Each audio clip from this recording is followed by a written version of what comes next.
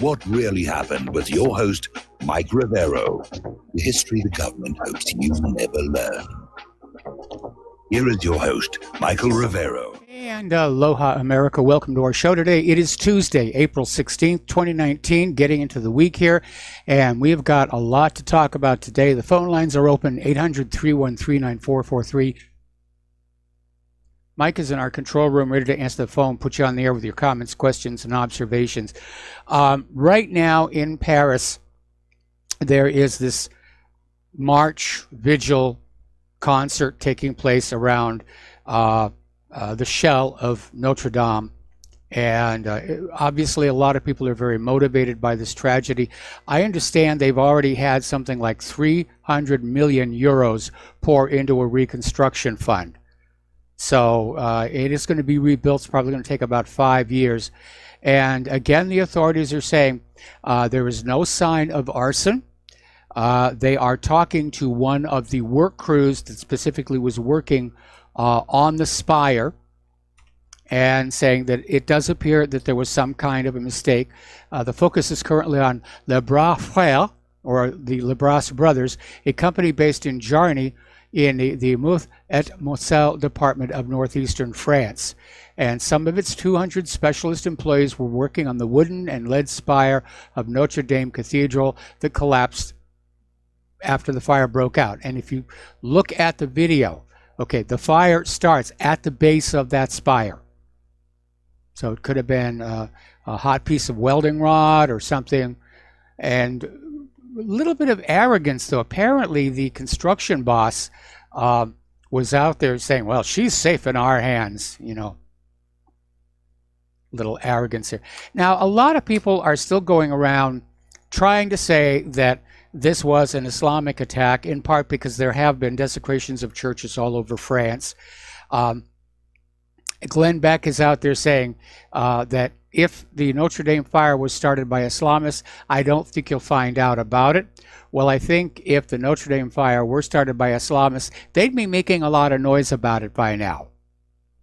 Anywhere they could, any way they could, to just get that out there. But the police are saying they're pretty sure that this was just an accident. And, you know, I can understand. Nobody wants a holy war in the streets of France. Now, there's a little bit of good news. The altar is still intact. The cross above the altar is still intact. The organ, some of which goes back to the medieval period, is still intact. And because they were doing the restoration on the outside, many of the statues of various religious figures that normally adorn the top of the cathedral had been removed and set aside. So if it had to happen, this was a good time for it to happen. And apparently, this Professor Andrew Talon, unfortunately, recently passed away, but he basically did a complete laser scan of the Notre Dame Cathedral, which will serve as a blueprint for the restoration. Now, yesterday, when the fire was going on out there, Donald Trump got on his Twitter feed and encouraged French firefighters to use flying water tankers and to act quickly to save the cathedral. The French Civil Security Agency was quick to respond to Trump's suggestion, saying that dropping water from the air onto the building could easily collapse the entire structure. So a little bit of an oopsie there from the Donald here.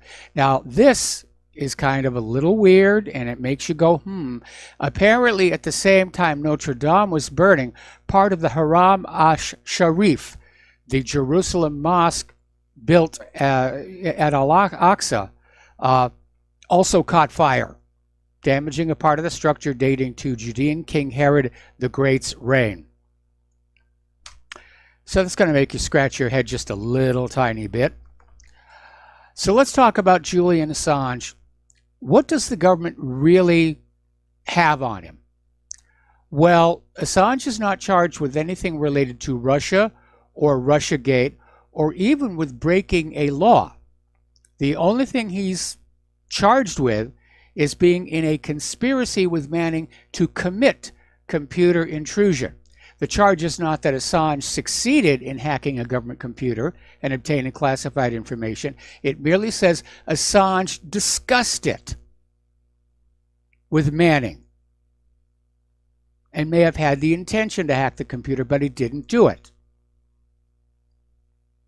This is a non-crime, and this is the best that they can come up with.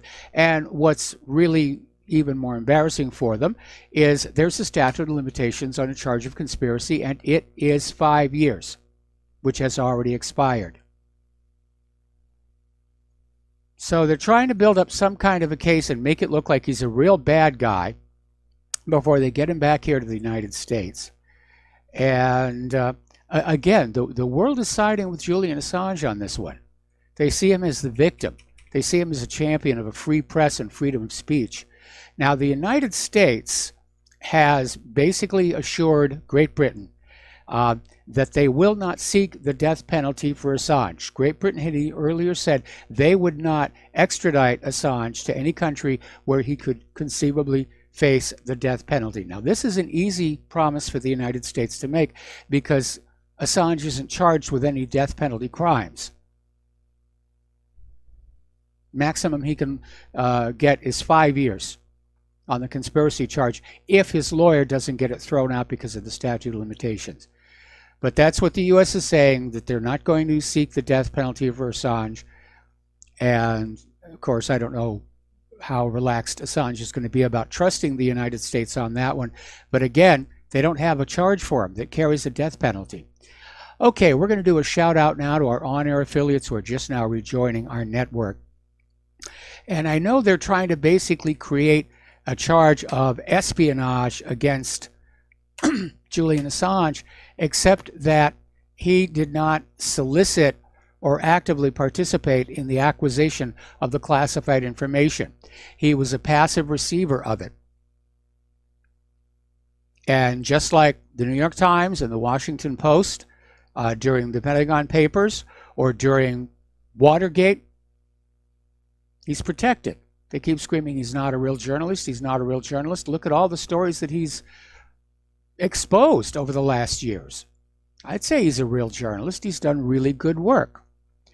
Now, Nobel Peace Laureate Marian Maguire is requesting permission from the UK Home Office to visit Julian Assange, whom this year she has nominated for the Nobel Peace Prize. And that would be a very good thing for her to do. I hope he wins. I hope they give him the Peace Prize. Not that it's really worth all that much ever since Al Gore got done with it. And, you know, all those other jokers who just made a travesty of the Peace Prize here. But what this is the United States wanting their pound of flesh because Julian Assange and Manning embarrassed them. They put out that tape of the 30-millimeter chain gun helicopter slicing up a couple of Reuters reporters and various other crimes. That's it. We've embarrassed the master, and that's why they're upset here. Now, Assange, true to his word, has now dumped all the WikiLeaks files. They are over at file.wikileaks.org/file, and they're all there, and that's going to be a rich fodder for independent journalists to be researching over the coming months here. But it's all out there now, and that was Assange's promise that he was going to do. Over in Afghanistan, the Taliban has launched a new spring offensive, which they announced they were going to do only yesterday. At the same time, they're saying they want to renew the peace talks down in Qatar this month. And as a concession to American sensibilities, this time women will be included in the Taliban delegation. Now, this is a largely symbolic gesture, but it does indicate that the Taliban is willing to make some adjustments for the comfort of the United States. Meanwhile, of course, for the United States, they're going to want three things. One, to not have to admit they lost. Two, continued use of that pipeline right-of-way. And three, continued access to the opium. But I think it would be hard-pressed to say that the United States won in Afghanistan, just like they didn't win in Syria. Speaking of Syria, 6 civilians and 5 Syrian troops killed after militants shelled Aleppo. And apparently this happened in the past 24 hours, killing 6 civilians, 5 Syrian troops. This according to the Russian Defense Ministry Center for Syrian Reconciliation. Over the past day, terrorists have attacked Sanjika in Latakia province and Aleppo as a result of shelling at Al Hamdaniya district in Aleppo. 6 civilians, 5 servicemen were killed. They keep repeating that over and over and over again. Amnesty International is being accused of showing bias in their reporting of stories coming from Syria. And they're accused basically of remaining silent on Al-Qaeda war crimes in order to basically make it look like the Syrian government is doing all the bad stuff.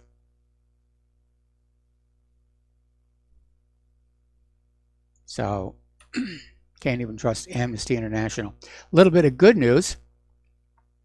The railway linking Iran to Syria through Iraq is basically, you'll pardon the expression, back on track. This railway had been being built. 90% of the construction on the Syrian side was complete. Unfortunately, the tracks had been bombed during the 8-year conflict. So now they're getting ready to go back and start repairing the tracks and getting the trains running. That would be a good one. Okay, the U.S. has launched a new round of attacks in Yemen. Great Britain is training the Saudis, and the Saudis are using child soldiers. Meanwhile, this is an interesting story. The Saudis have flown members of parliament who were under house arrest in Saudi Arabia back to Yemen to form a new parliament. So they're going to try and manufacture a new government for the people of Yemen. But if these guys were under house arrest, I don't know how friendly they're going to be to Saudi Arabia. It's kind of a really crazy situation. Okay, let's see. 3 months ago, Mint Press News unveiled Saudi plans to hijack Yemen's parliament. And last Saturday, Saudi Arabia carried out the plan when it forced members of Yemen's House of Representatives to hold a council session in the eastern city of Sayan in Yemen's Hadramaut Governorate. Yemeni members of parliament who have been under house arrest in Saudi Arabia since 2015 were returned to Yemen on a private Saudi plane and received by Saudi officials at the Al Rayyan airport in eastern Yemen. Local Yemeni media was barred from covering their arrival, and Saudi state-run Al Arabiya was the sole media outlet allowed to cover the event. So they're reshaping a new government for the people of Yemen. Over in Libya, the Libyan National Army continues to advance on Tripoli, but it's sort of bogged down. It's been dragged into a form of trench warfare. And militias loyal to the Government of National Accord, that's the new and improved, we're going to give it to you government of Libya, have stopped the Libyan National Army advance in the area of Ain Zara and prevented LNA units from cutting off the Tripoli-Misrata highway along the coast.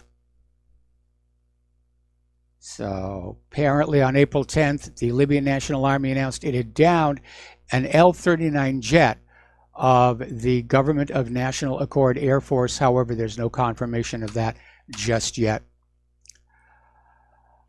Russian Deputy Foreign Minister Alexander Grushko said yesterday that Moscow sees no sign that NATO knows how to get out of the impasse in relations with Russia. Well, a big part of that, of course, is coming from Mike Pompeo and John Bolton. They want to be confrontational with Russia and with China. They've been arm-twisting NATO all along. But according to the deputy minister, the cooperation between Russia and NATO in the civil and military area has completely ended. That's a bad sign.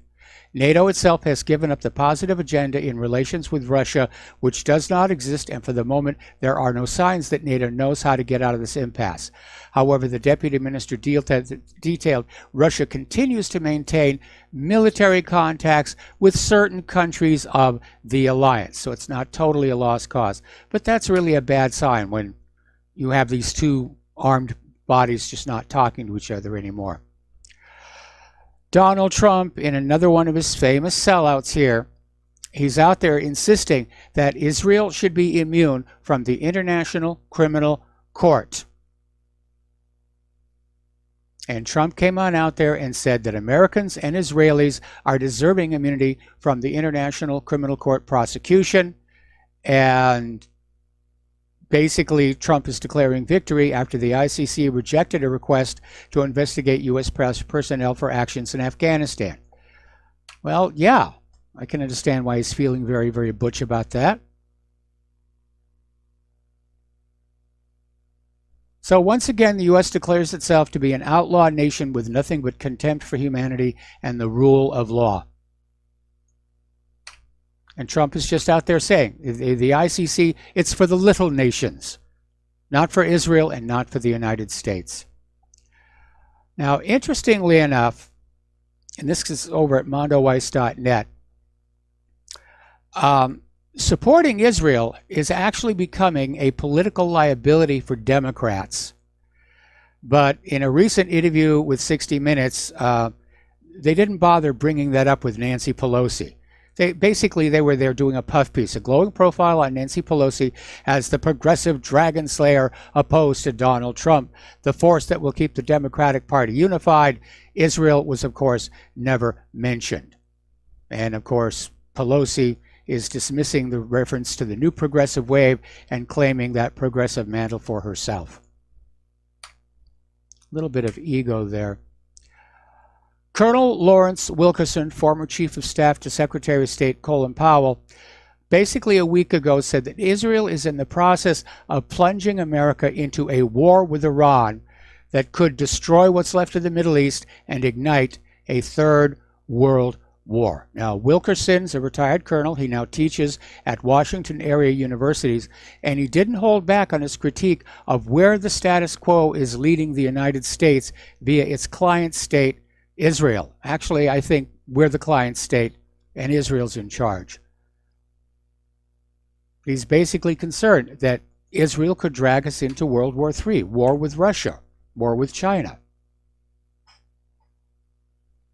Over in Hebron, Israeli soldiers attacked dozens of school children and teachers in the southern area of Hebron City and in the southern part of the occupied West Bank, causing dozens of teachers and school children to suffer severe effects of tear gas inhalation. Media sources in Hebron said the soldiers fired a barrage of gas bombs and concussion grenades into and around Hebron Elementary School for Boys, Khadija bint Khalid Emanatory School for Boys, the Narain Elementary School for Boys, and Tariq bin Ziyad School for Boys, while the students were standing in line in the yards of their schools preparing to start the school day. Over in India, they're having elections underway, and one of the biggest problems they're dealing with is buying of votes.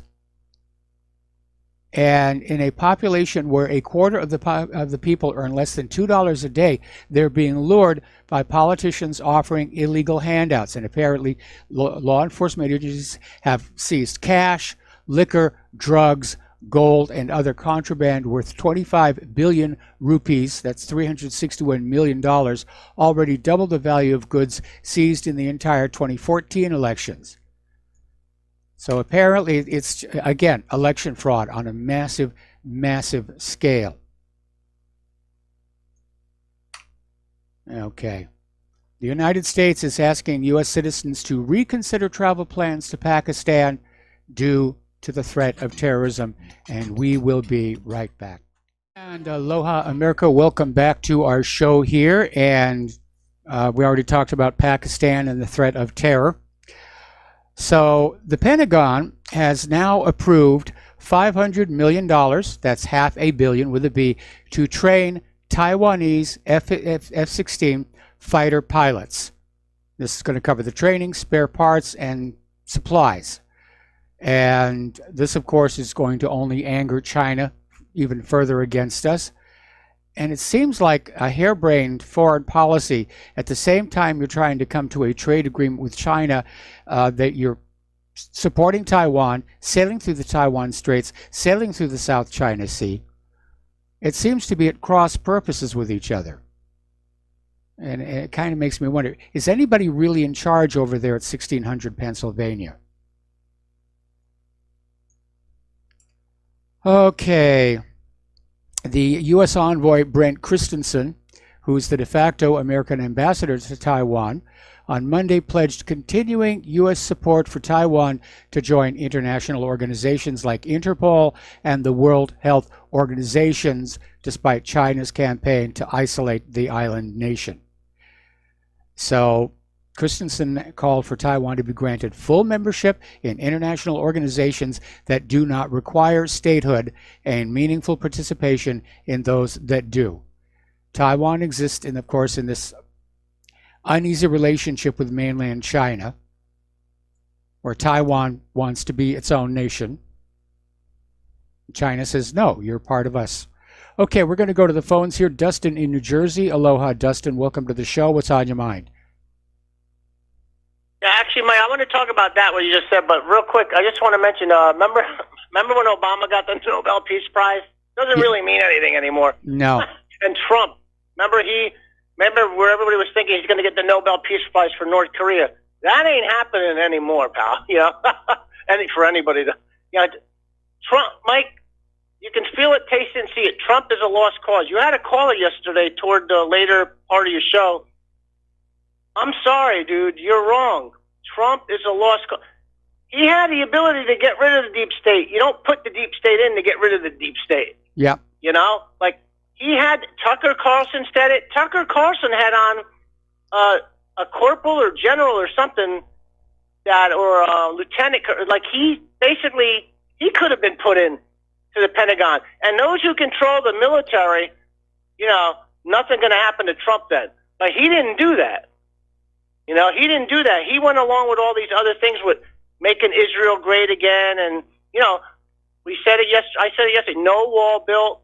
There ain't no tax cuts coming for the regular folk, you know. And I just don't see, I don't understand why people still support Trump when did Trump come in, Mike, exactly? Like it was like 2017, January, right? Yeah.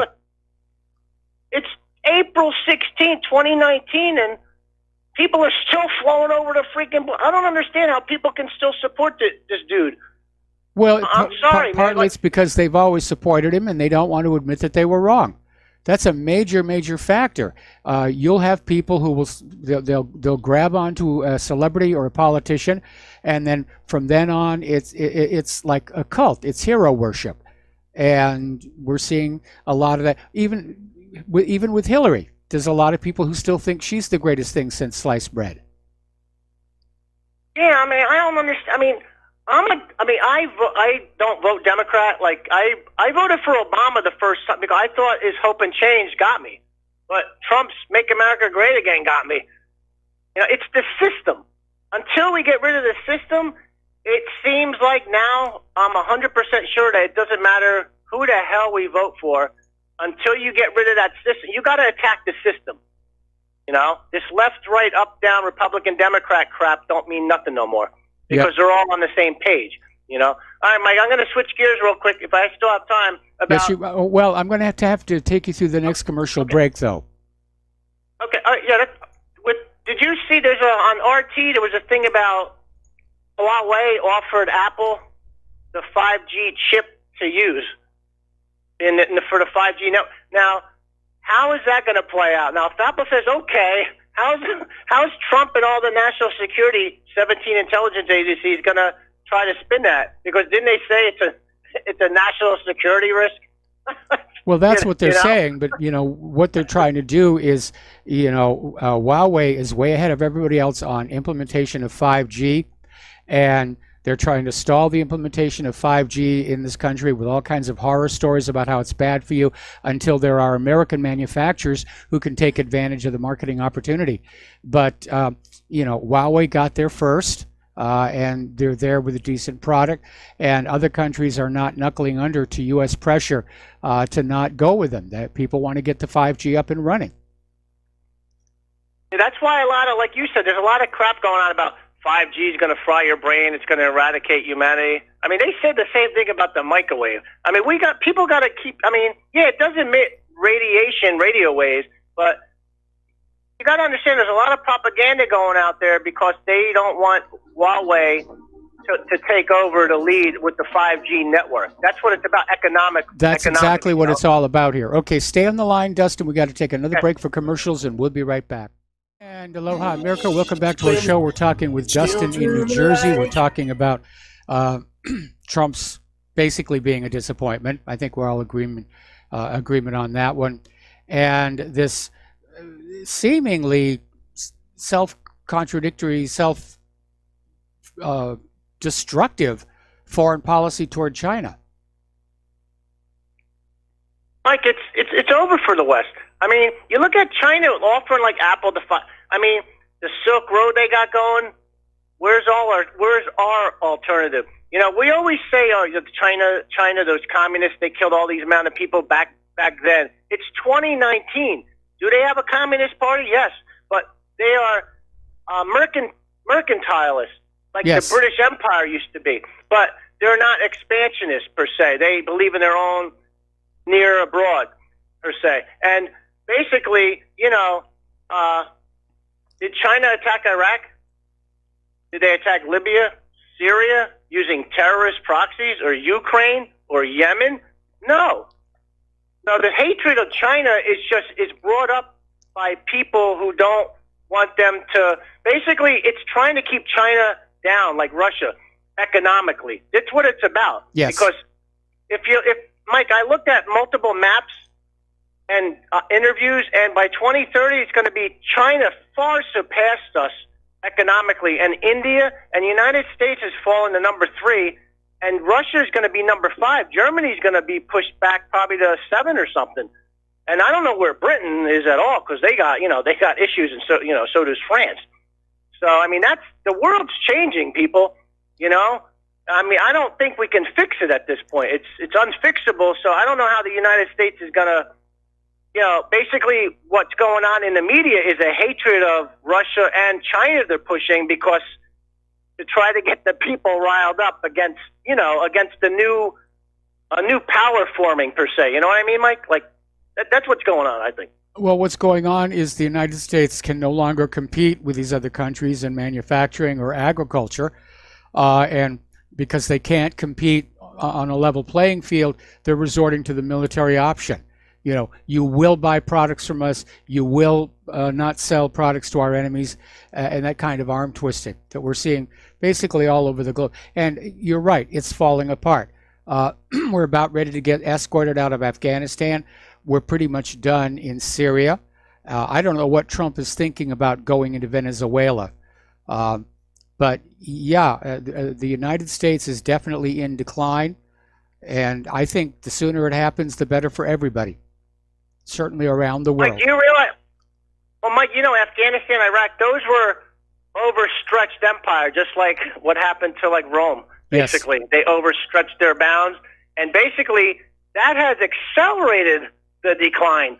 These wars, people realize that they have accelerated the decline of, because the China will rise, the Russia rise while you decline because of the wars. No infrastructure rebuilding like Trump said, going back to Trump. No, nothing's getting done. China's they're building the ports.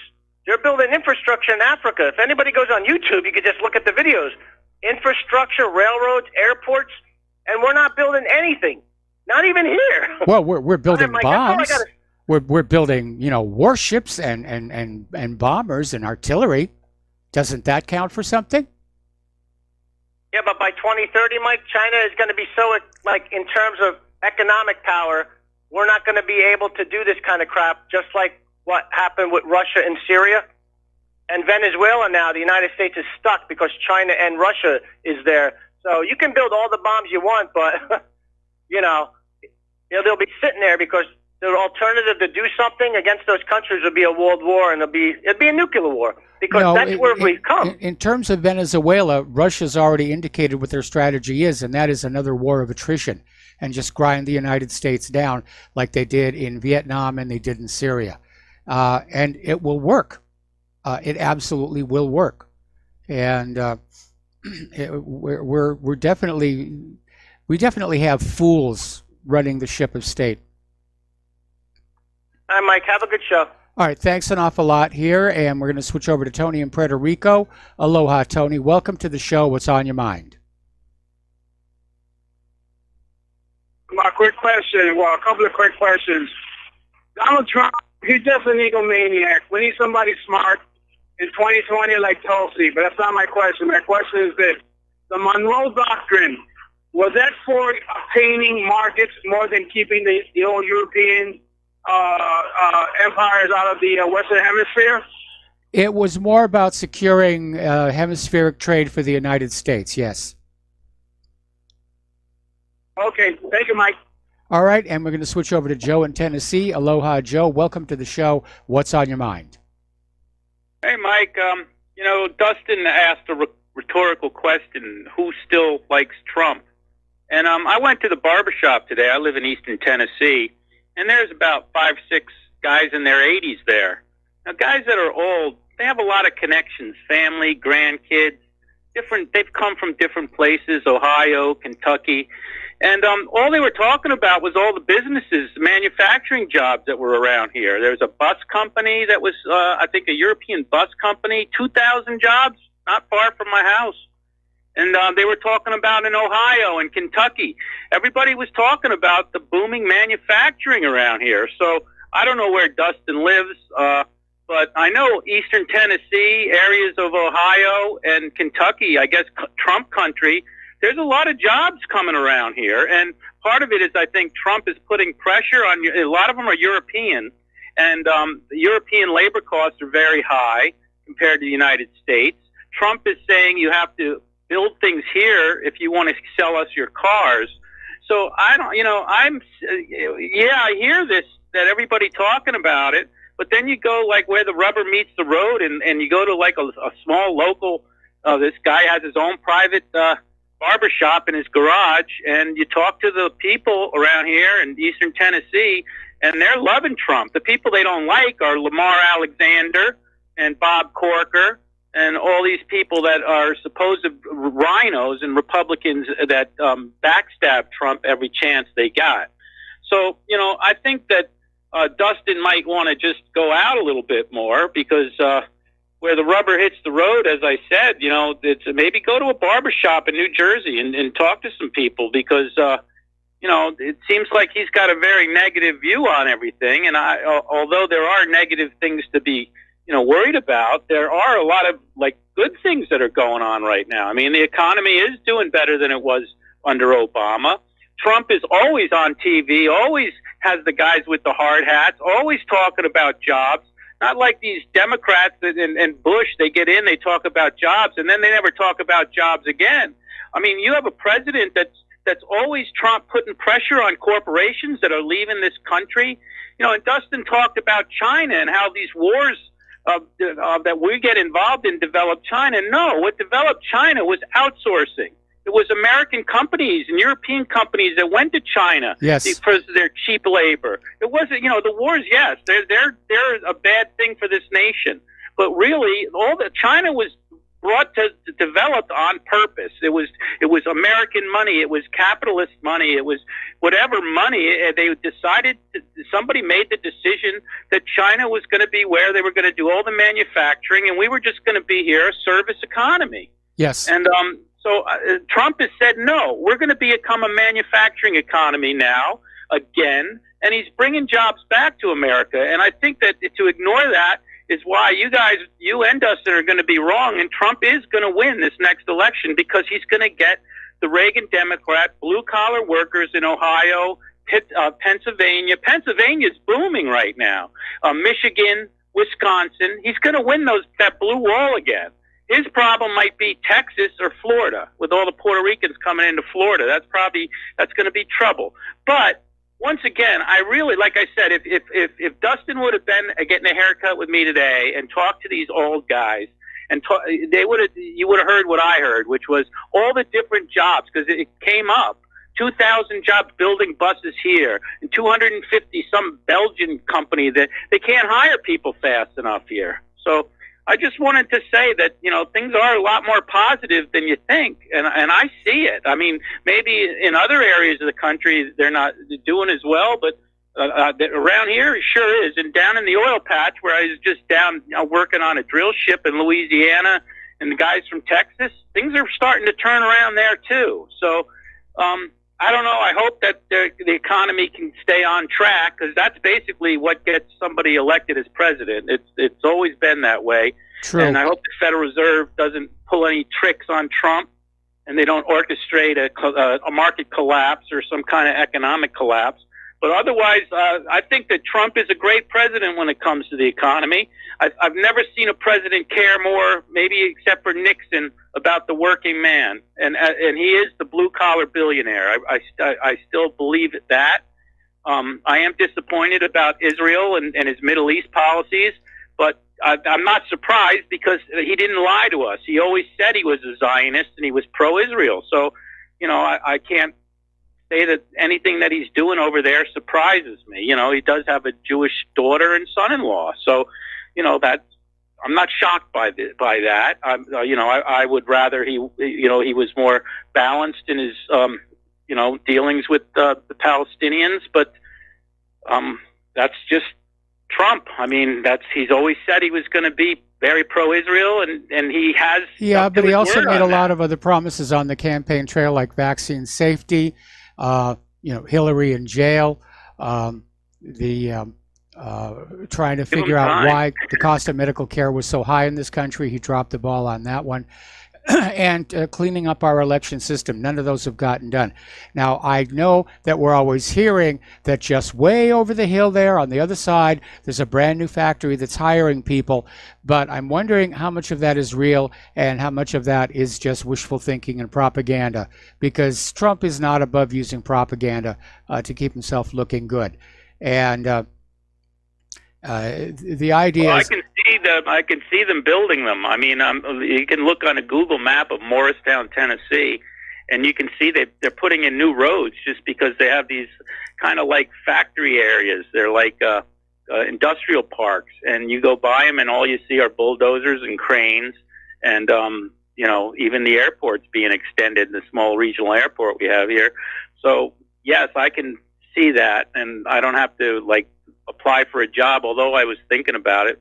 But I don't think it would be I'd get as much money as I do working on ships. But all right, well, I'd be home. Thank you for the information, and I'm glad that it's working somewhere. But it's certainly not working out here in Hawaii, and of course, it's a little hard for us to engage in heavy manufacturing out here because we are an island. But I know that we're looking at like some of the economies along the west coast of the United States. They're not doing well at all. But we'll see. We'll see. And I'd like to get some more confirmation that these factories are in fact being built and are hiring up a bunch of people. And I could be wrong on that matter. But so far, my sense of it has been that Trump is proving to be a lackluster president. And he has been a disappointment on things like vaccine safety and honest elections. And the cost of medical care. That was another one that he promised us. Anyway, Joe, we're going to let you go. We got to take, we're coming up here on a commercial break.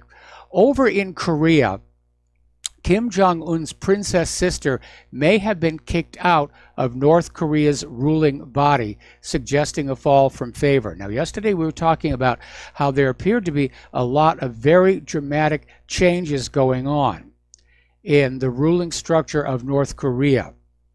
So apparently North Korean news is saying that she may have been kicked out. She was not listed. Kim Yo-jong was not listed as an alternate member of the ruling party's Politburo during an important party gathering last week. Now, she's widely referred to as North Korea's princess and has accompanied Kim Jong-un on multiple international events, including the recent summit with President Trump in Vietnam. So something happened there, and she's out of favor. Okay, former President Jimmy Carter, who's 94 years old, just keeps on going. He made a small statement during his regular Sunday school lesson at Maranatha Baptist Church in his hometown of Plains, Georgia. He teaches Sunday school every Sunday. And he came on out and basically said, the U.S. is the most warlike nation in history. And he's absolutely right.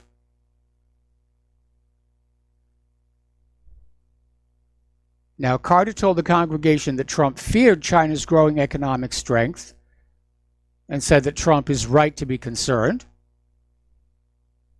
Some experts are saying that China could overtake the U.S. as the world's largest economy by 2030 if current growth trends continue. And the former Democratic president said China was getting ahead of the U.S. because Washington has been at war with other countries for most of its history, and wars are very expensive. Okay, now we all admire the fighter pilots, the jet jocks, and they're sort of number one on the social hierarchy of flyers today. Back during World War II, it was the bomber pilots who were at the top, and the fighter escorts were number two, and then everybody below that. But a recent study at the RAND Corporation, sponsored by the Defense Department's Office of Net Assessment, is saying that maybe this fighter jock culture is counterproductive in terms of fostering innovation, and that maybe they have to work at sort of PCing everybody out to be on an equal footing and not let the egos get in the way. So we'll see what happens. Here's an article, this is out of BreakingTense.com, talking about a new Century series. Now, you have no idea what I'm talking about unless you're my age. Back in the 1950s, the newly independent Air Force fielded 6 new fighter jets from 5 different manufacturers in just 5 years. They were elegant, they were simple, they worked because each of them was built for a specific mission role. They didn't try and build one plane that did it all. There were fighters, there were interceptors, there were high-altitude planes, and they were called the Century Series because they all began with F1 blank blank. So we're going to take a break for commercials, and we'll be right back. And aloha, America. Welcome back to our show here. And we're talking about this Assistant Secretary for the Air Force for Acquisition Technology and Logistics, Will Roper. And apparently they just had this space symposium in Colorado Springs, and he came back very excited. And he's out there with this radical idea that we need to just stop trying to build one plane that does it all, because it winds up being too heavy and too bulky and too hard to maintain and too expensive. And he says we should go back to the days of the Century Series aircraft, where there were 5 fighters fielded by the Air Force from 5 different manufacturers, and each was tasked to a specific purpose that it did very well. So you had the F-104 Starfighter, that was an interceptor, if you remember the movie The Right Stuff, at the very end, that very sexy looking plane that crashes at the end there. The F-100 Super Sabre, the F-102 Delta Dagger, the F-101 Voodoo, and the F-105 Thunder Chief. I think we would definitely get more bang for our buck. Now, we heard the other day about the USS Wasp transiting near the South China Sea. And apparently this was a proof of concept, because the U.S. Marines are experimenting with a new concept. They're taking an amphibious assault ship and loading it up with F-35s. They're calling it a Lightning carrier. And they're saying that Lightning carriers armed with F-35s could theoretically take over operations in low-end conflicts, freeing up the super carriers to focus on higher-end threats such as Russia and China. So they're saying the light carriers could also boost the overall firepower of the Navy carrier force if you could afford the airplanes, which is a big sticking point, people. Those F-35s are not cheap. Navy Secretary Richard Spencer is defending a plan to retire the aircraft carrier Harry S. Truman early. Was supposed to be going into nuclear refueling in 2024, but now he's saying we're just going to mothball it, and it would save the Sea Service $30 billion over 25 years and allow the Navy to focus on buying 2 Ford-class carriers and modernizing the Navy. They're going to be fighting over that one here. Story coming out of shtfplan.com, and it's talking about how the Department of Defense is the world's worst bookkeeper. And the books are so atrocious. They're wrong about everything. It's impossible to detect just how bad the fraud and corruption that runs rampant through the Pentagon has become. And Matt Taibbi from Rolling Stone told Russia Today's Lee Camp he discovered it's not possible to make any sense of the books. He says at the end of the year, the Pentagon, for all we know, is just guessing at what they've spent and where it went. And that may explain why there's trillions of dollars missing from in there. All right, we got to take a break for station identification. We'll be right back. And aloha, America. Welcome back to our show here. Hour number 2. The phone lines are open, 800-313-9443. Now, Donald Trump has apparently decided, Tiger Woods over the weekend won the Masters, his highest civilian honor, in recognition of his incredible success and comeback in sports.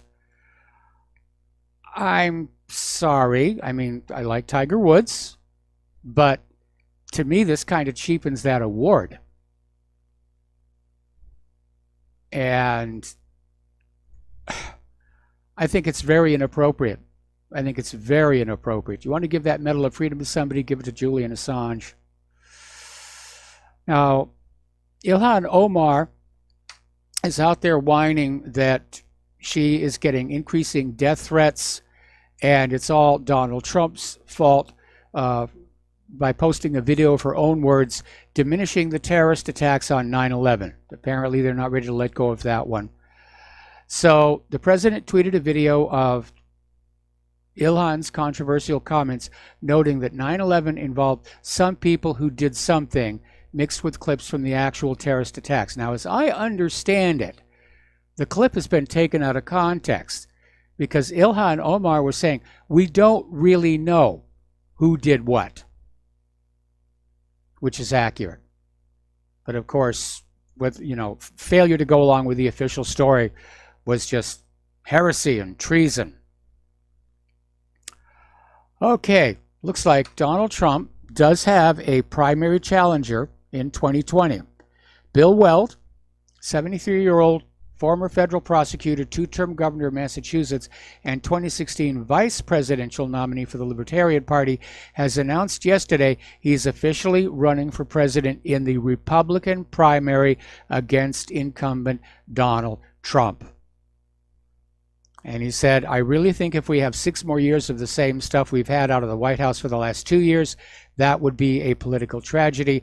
I would fear for the Republic. So I would be ashamed of myself if I didn't raise my hand and run. By the way, somebody did send me an article about that bus manufacturer in Belgium with 640 jobs to Morristown over 5 years are the actual numbers on that one. Okay, now, Project Veritas has scored again. Apparently, Chase Bank, and remember, Chase is one of those 6 biggest banks that has been accused of ongoing criminality by the House Financial Committee. Chase Bank is saying it doesn't want to do business with those kind of people, with those kind of people being anybody who supports Donald Trump and the alt-right. They only want to do business with the liberals. So if you're a conservative doing business with Chase Bank, I would suggest strongly you close your account now because they don't want you there. And Project Veritas got this guy on audio tape just running down Trump supporters and saying, yeah, it's political. Everything's political. You know, there's a place for politics and there's a place to do your business.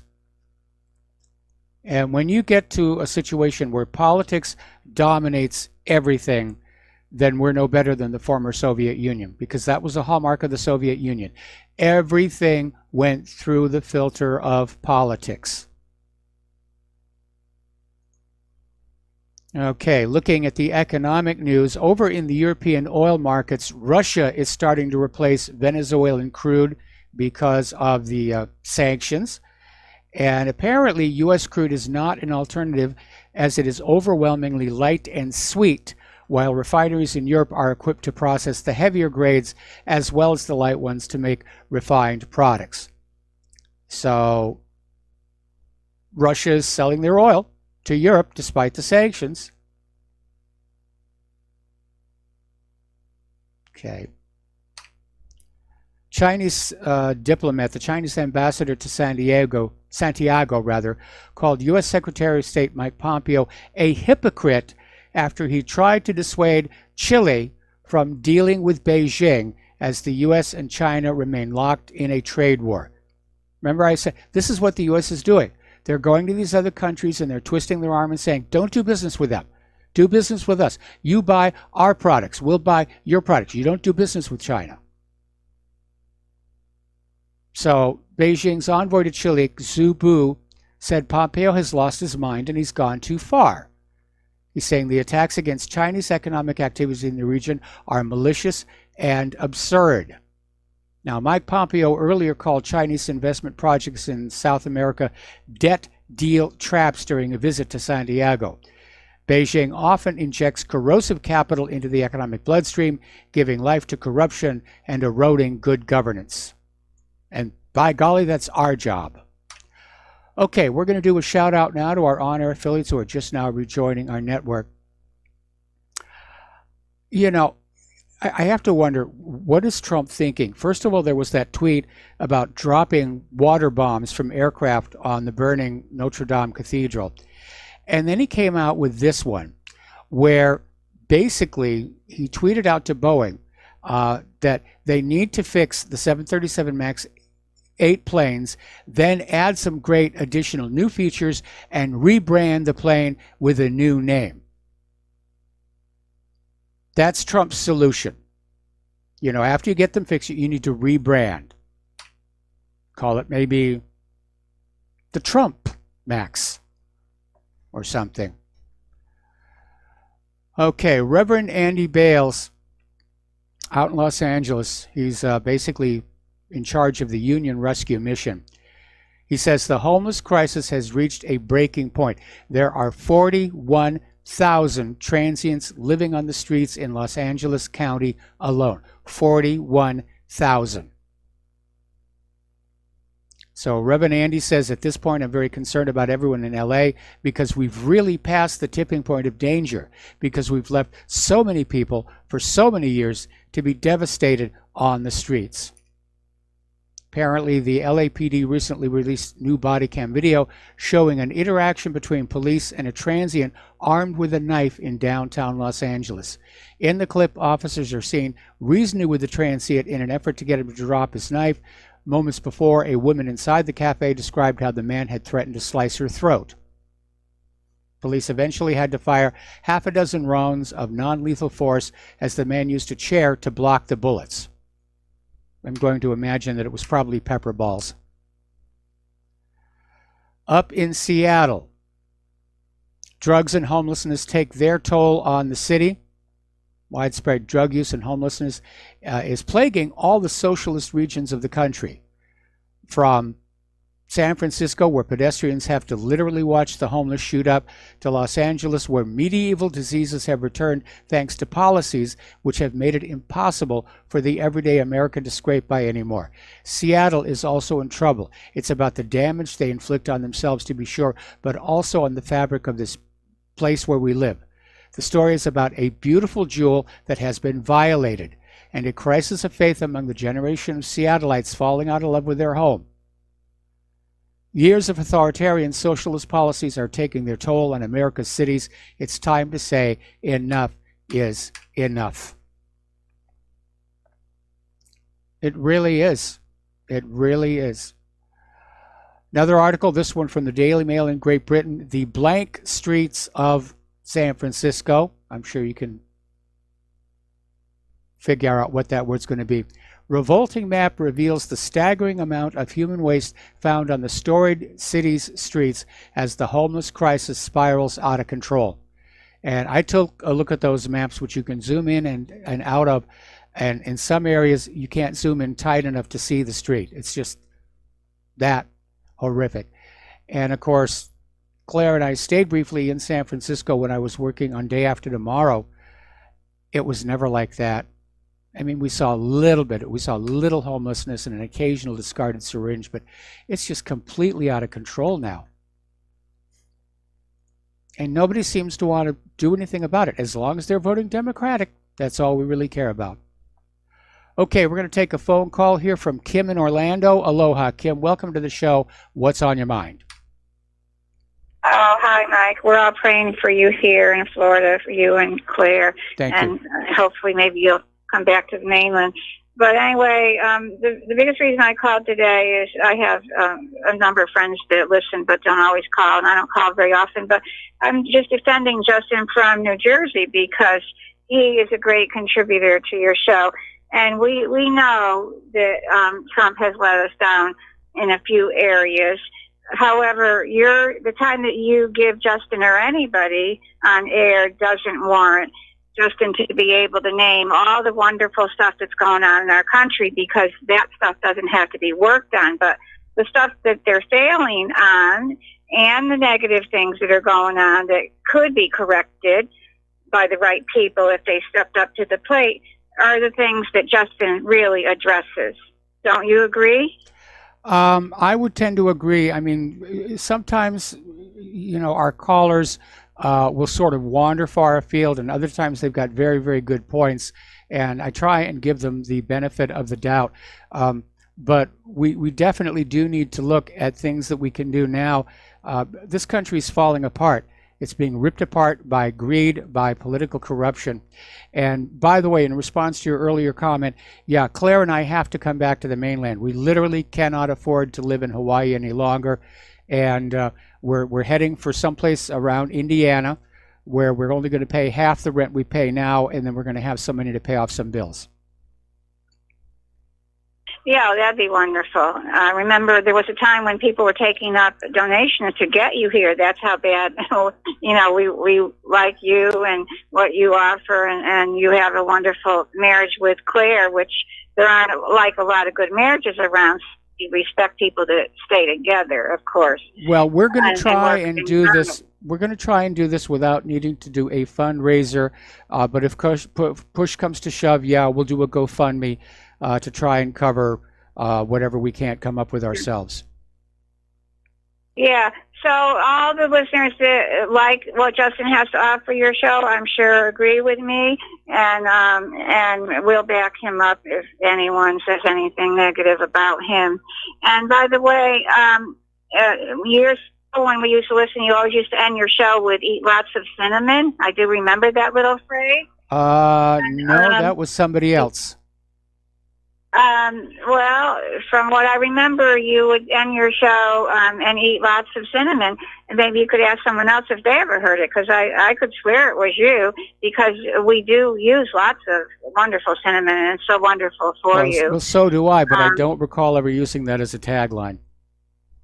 Yeah, okay. Well, you can ask Claire or anybody else that's listened, the last 10 years, and maybe someone else will remember. I mean, of course, I could be wrong, but I think it was you. So. Okay. All Okay. right. Well, anything else? Thanks, Mike, for taking my call. No, not really. Well, I was going to say, Mike, I think he lives in South Carolina. He's a common caller, and he offers a lot of wonderful stuff to your program as well. So we like him, too.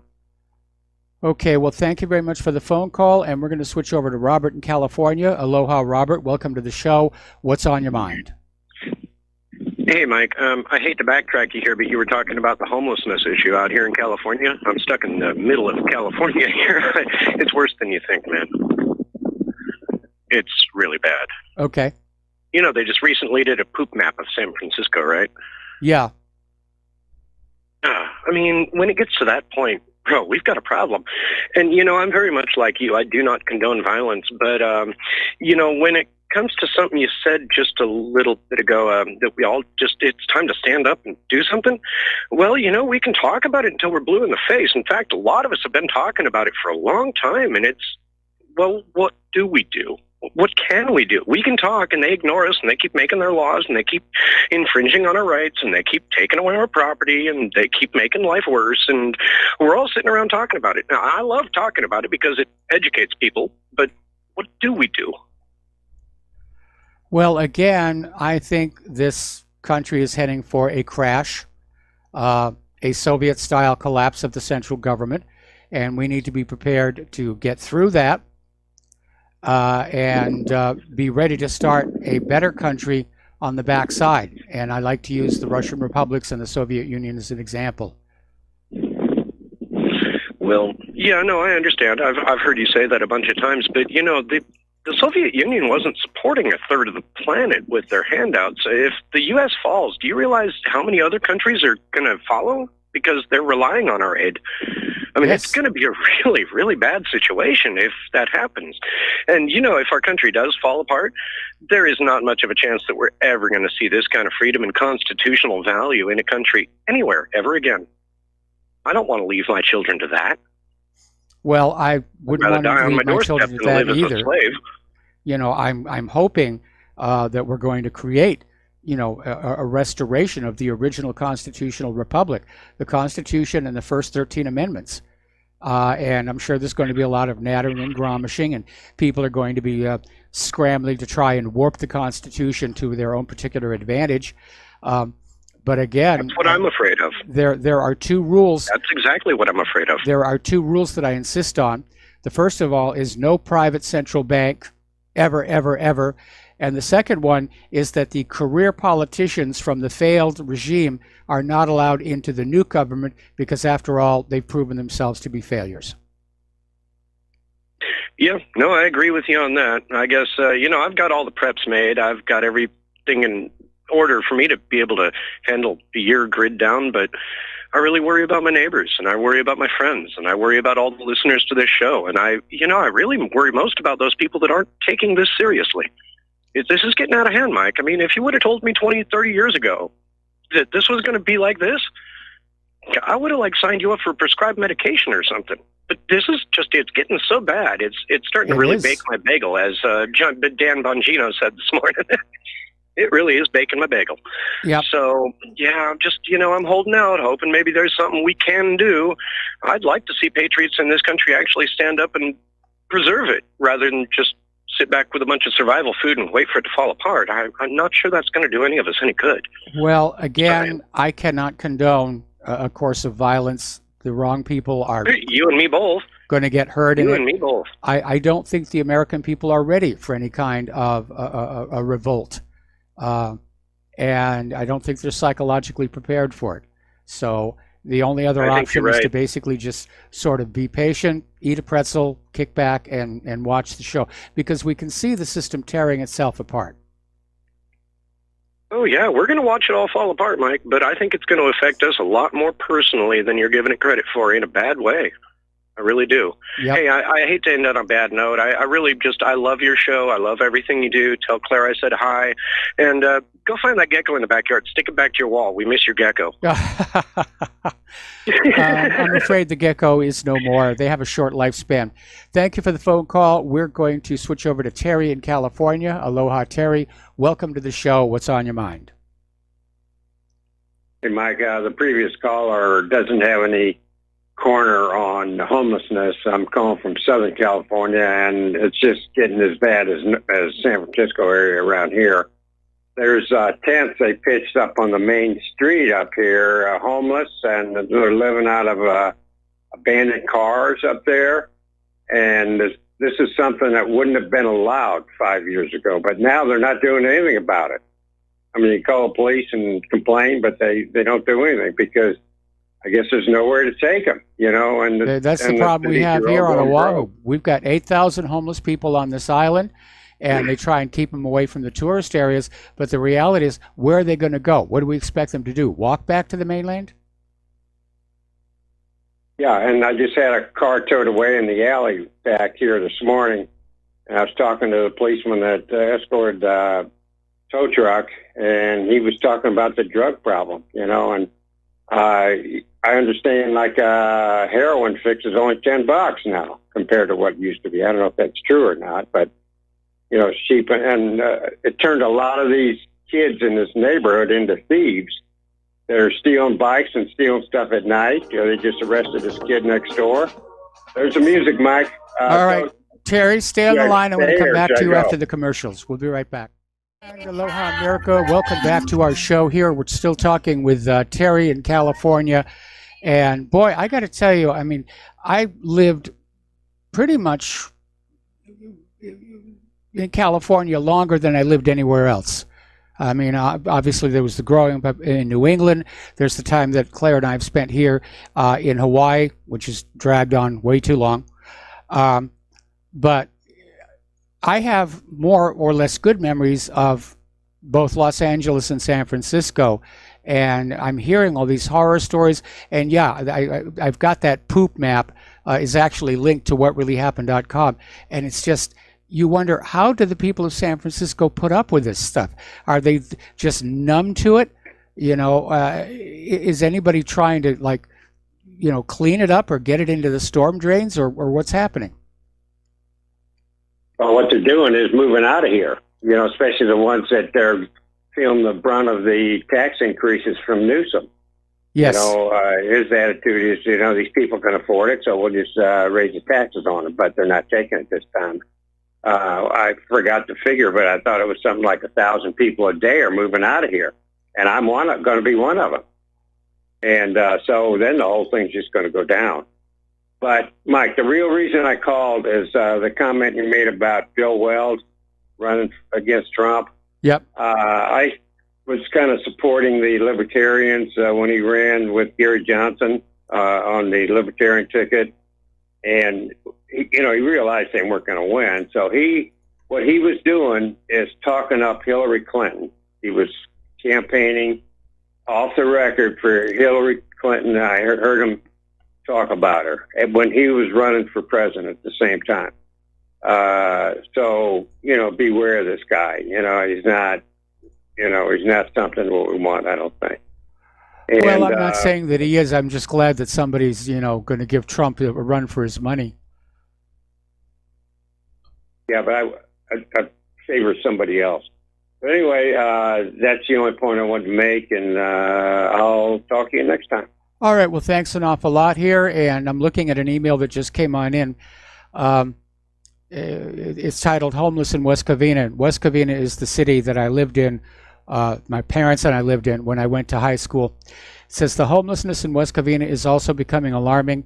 I also routinely see the homeless walking the streets and camping out in strip malls.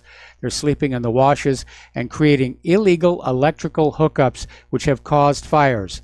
Not one trash day passes without multiple homeless making their way up the street, emptying everyone's garbage cans in search of things that can be recycled. All of the local parks are becoming overnight sleeping locations.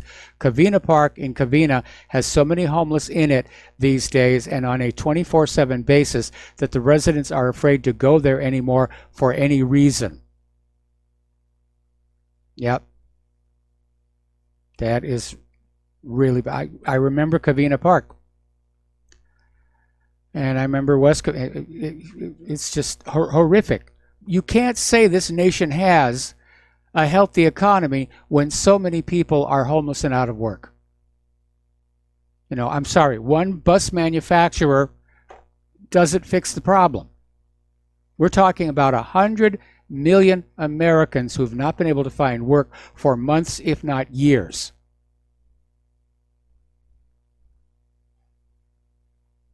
And one or two little factories over here in Tennessee, doesn't even begin to address the problem. I'm sorry.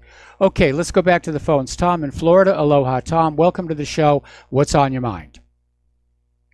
Yeah, good day, Michael. Good day, Michael. What's on my mind is, first off, Cher yesterday was talking about the veterans in L.A. are getting treated worse than the illegals that are coming in there.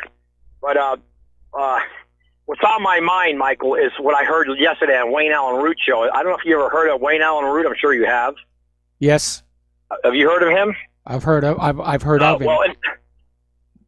Well, he on the show yesterday. He was talking about the cartels, and they're making $600 billion a year, and they're literally paying off the Democrats and the Republicans are getting money out of them. I don't know what he was actually referring as far as who's getting all this money, but according to him, if they even got 1% of that $600 billion, the Democratic Party, of course, they're going to want all the drugs and the illegals to come flood into our country. When you have 70,000 Americans dying from fentanyl overdoses and drug overdoses, Michael, that is a total. What else can you call it but a war? Yes, and an invasion. And this guy Root was saying that, and he was the one that was throwing in Trump's ear that you need to throw all these illegals in these sanctuary cities, which is 100% true. All those illegals should be going to San Francisco. Okay, let them go to San Francisco. It's a sanctuary city. Let them live with Pelosi. But if this is correct, and these parties are getting this kind of money, Michael, the treason is beyond belief. We can't even comprehend the treason that's going on in this country against the American public, the American people. And I'm just, if it's 1% of that money is going to these Democrats and rhinos, Michael, I think it's over. The game's over, man. I really do. I believe the game's over as far as that's what it is, a big giant game of people swiping money. And then you have that clown Bernie Sanders yesterday in that thing on Fox News. Oh, talking about it's free health care. Who's going to pay for all this, Bernie? Who's going to pay for it? And there's something else I'd like to tell you, Michael, before you. All right, Tom, I need to put you on hold. I need to put you on hold. We'll be right back. And aloha, America. Welcome back to our show. We're talking with Tom in Florida. And Tom, just pick it up where you left off. Yeah, Michael. Bernie Sanders yesterday was talking on Fox News about illegal immigration. Blah, blah, blah. I tell you what, I think we should take 1 million of those illegals and ship them right to Vermont and put them right there in all over the cities of Vermont. And let's see how the people of Vermont they say they're too white. Well, you know what? Let's give them 1 million of them. And let's as far as Cher and all these Hollywood celebrities, Michael, can you imagine if Donald Trump does get another 4 years? Are they going to go to Canada? Are they going to go to Australia? Are they going to jump out of buildings? What's going to happen if Donald Trump does get another 4 years and he does change that Supreme Court with 2 or 3 more justices? Well, I remember all those people, promised they were going to move to Canada. That never happened. There you go. And you got this Ruth Gator Ginsburg. She's 86 years old. She can barely stand up. And I mean, she, they knew she blew it when she didn't go at 215 when Obama could have put another younger liberal in there. So they can't stand the fact that Trump is going to put that Amy Barrett on the court. That's going to blow their mind. And then he might get another 1 or 2 picks. I mean, I could see these Democrats, they'd be like 1929. They'd be jumping out of buildings. It'd be like the Great Depression for maybe 30 years for the Democratic Party, 40 years. So I'm just hoping Trump does get back in here, Michael, because I can tell you, I want to see what these celebrities are going to do. And it's really amazing to me that Cher changed now her attitude on immigration. Yes.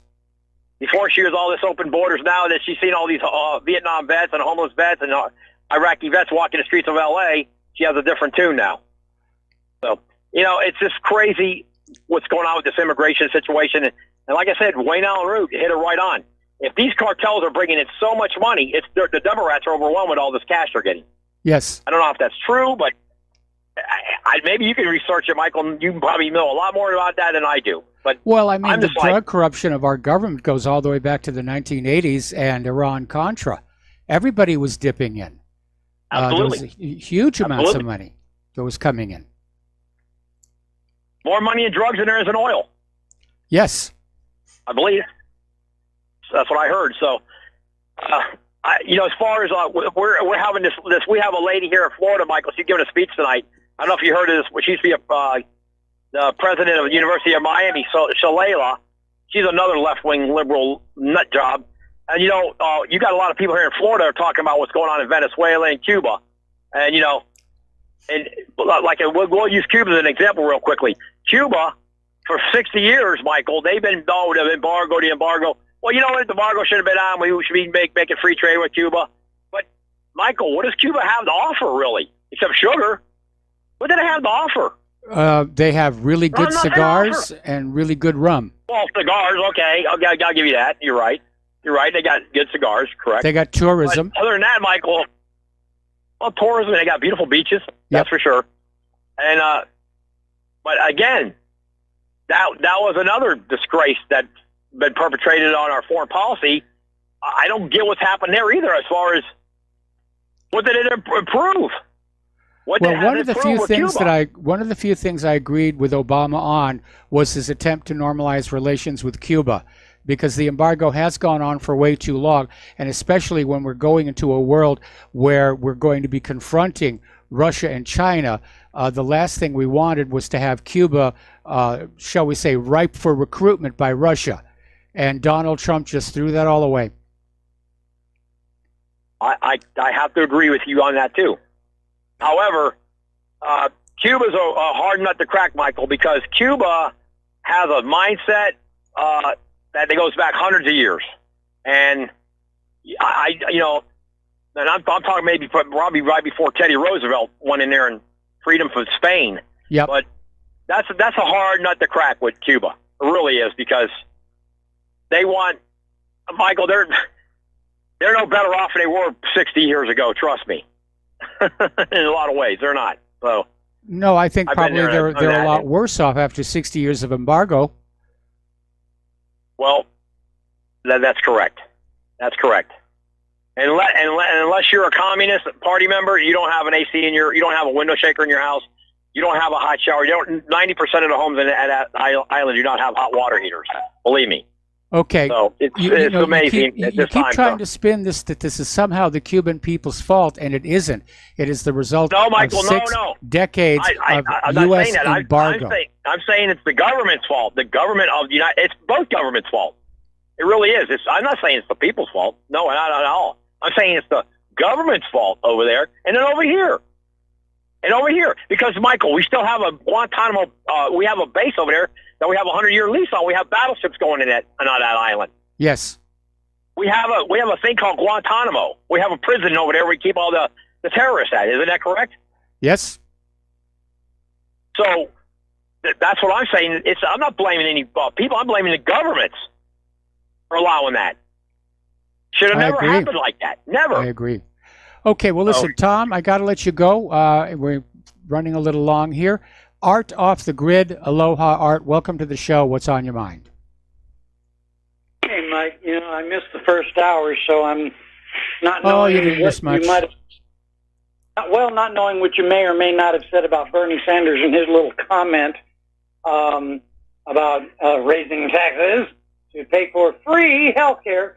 I figured let's go with something that we can be safe on, and that is to reflect on, I think it was 2 callers ago when he made the statement, and it kind of struck with me a little bit, because I've been told, oh, you're this really great, hardcore prepper, but you don't care about anybody but yourself. Well, when I heard that caller talk about he's got his preps in gear for a year and whatever, and then that's good. I commend you. Bravo. Kudos, however you want to put it. I salute you. I'm proud of you. You did good. You got a year's prep. Hey, right on, dude. But you can't be worried about your neighbors and other people unless you intend to share with them, and then only if they've been a part of helping with the preps. The only other time you should be concerned with your neighbors, if you have any, which thankfully I don't, is it when they start getting hungry. Because remember, after 24 hours, your friends are going to be willing to ask from you. After 3 days without food, your neighbors are going to be willing to steal from you. After a week without food, your neighbors are going to be willing to kill you. And this is what you need to keep in mind. You cannot be worried about your neighbors not being prepped. If you've been talking to them, they've heard this time and time and time again. It's not your fault if they don't prep. I'm not worried about my other people out here because I look at it like this. If I spend my time worrying about those who have not taken the time and made the effort to prep, even after they've been warned repeatedly for the 20 years that I've been prepping, well, you know what? Too damn bad. If I start worrying about them, I'm going to give myself a freaking stroke, an aneurysm, a heart attack, something. You see what my nerves are going to be shot. I don't have time to be worried about people. Yep. You can't be worried about them. If they've not made the preps, shame on them. They will suffer the consequences in the end. Call me cold-hearted. That's okay. I've been called worse. Call me mean. Oh, I've been called much worse. Call me an a-hole. Now you're getting real close. Okay. But that's just my views on worrying about others. You just can't. You can't. No, Stop you don't have worrying that about much them. money. Right. Worry about yourself and your family. Yes. Anyone beyond that, hey, sorry to be them, guys. That's my record. That's my advice to you. I'm glad you've got your preps in order. Bravo. But don't worry about anyone other than yourself and your family. That's all you have time to worry about. No one else outside of you and your family are you responsible for. Okay. All right. Have a great one, man. All right. Thanks an awful lot. We're going to let you go. The phone lines are now open. Okay. Getting on back to San Francisco. One of San Francisco's attractions there is Lombard Street. It's billed as the crookedest street, and people will drive up there just to drive down the street. About 6,000 people a day in the summer visit this 600-foot-long street, clogging the Russian Hill neighborhood with lines of cars. So San Francisco has decided they're going to have an online reservation system for your turn and a per vehicle fee. You're going to have to now pay a small tax to drive down Lombard Street, which is kind of interesting because the taxpayers already paid for Lombard Street. Interesting little story. When I was working on Day After Tomorrow, and I was actually riding the cable cars to get to work, and we'd go by Lombard Street. And so this one day, the cable car driver is saying, this is Lombard Street, it's the world's crookedest street. And I said, no, it's the world's second crookedest street. And he said, what's the world's crookedest street? And I go, 1600 Pennsylvania Avenue. And half the people in the cable car laughed, and the other half gave me stink face. So a couple of days later, and I'm back on that same cable car, and all the cable car drivers are using that joke. I apparently had an impact on the pop culture of San Francisco. Anyway, as we mentioned, Cher, who only a short time ago was saying people need to take an illegal immigrant into their homes, and she was going to do it, didn't happen, is now out there saying, we can't take any more in Los Angeles. She says, I understand helping struggling immigrants, but my city, meaning Los Angeles, isn't taking care of its own. What about the 50,000 plus citizens who live on the streets, who live below the poverty line and hungry? And she's got an absolute point. The system is just really strained. But at issue, of course, is Donald Trump's decision to take these sanctuary cities and sanctuary counties and sanctuary states at their word and say, okay, you're a sanctuary for illegal immigrants. Here are the illegal immigrants. And of course, everybody's gone NIMBY on this. In fact, there was one commentator on TV, I'm blanking on his name, Jake Tappet, I think it may have been, was trying to explain why it's actually illegal for Donald Trump to bus the illegal immigrants to the sanctuary cities. That's how wacko they are. You know, illegal immigrants all over the country, put them into the red districts, turn them blue here, but we're already blue out here. We don't need any more. Okay, down in Laredo, Texas, a public health official has said 20 migrants from the Democratic Republic of the Congo We're monitored for Ebola and other diseases. I'm glad they're doing that. So African and Haitian migrants across the river on the border between Guatemala and Mexico. They've got 8 Congolese right now in one of the shelters and a dozen in Nuevo Laredo. For them, my concern was Ebola, but we're alert to check that. It's only a matter of time. Only a matter of time.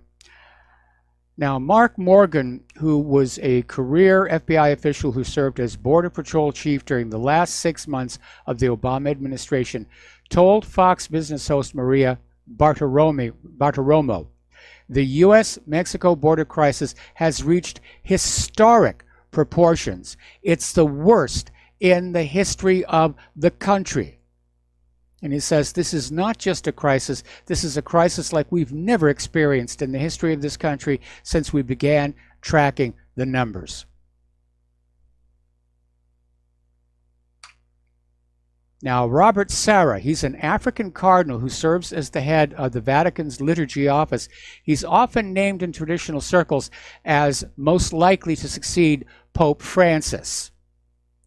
And he's out there saying that mass migration is an invasion, and it will lead to the extinction of Europe if it is not stopped. Those who seek to use the Bible to promote migration are pushing a false interpretation of the scriptures, and he branded mass migration a new form of slavery. So he's definitely out there making some waves with this one. Here in Hawaii, we have this facility called Red Hill, and it is an underground subterranean fuel storage facility. It's just up that way a little bit. And the state of Hawaii is very unhappy that it is there. Now, it was actually under construction when Pearl Harbor was struck by the Japanese, because it was recognized even then the fuel tanks sitting out there in the open were an obvious target. And it remains an historical mystery to this day why the Japanese didn't bomb them. But apparently the Japanese thought we just had so much oil, it was a pointless exercise. And they overestimated the amount of oil we had. Had they taken out that tank farm, Midway could have easily gone the other direction. But I digress. So anyway, we've got this underground fuel farm called Red Hill. It is sitting over one of the largest aquifers here on Oahu. And there have been a couple of cases where these tanks will leak.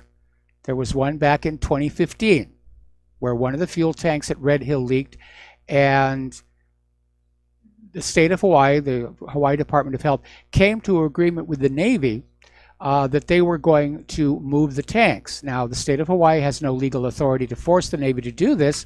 They're kind of just hoping the Navy would consider doing it out of the goodness of their heart. Personally, I don't think so. It's a huge, huge facility. And I'm not sure where they could put it where they wouldn't be over somebody's aquifer here. Okay, talking about computers, and this one actually made the corporate media. Amazon reviews are not to be trusted. Apparently, Amazon shoppers are being conned by thousands of fake 5-star reviews for unknown tech brands. And apparently, these tech brands are made in China.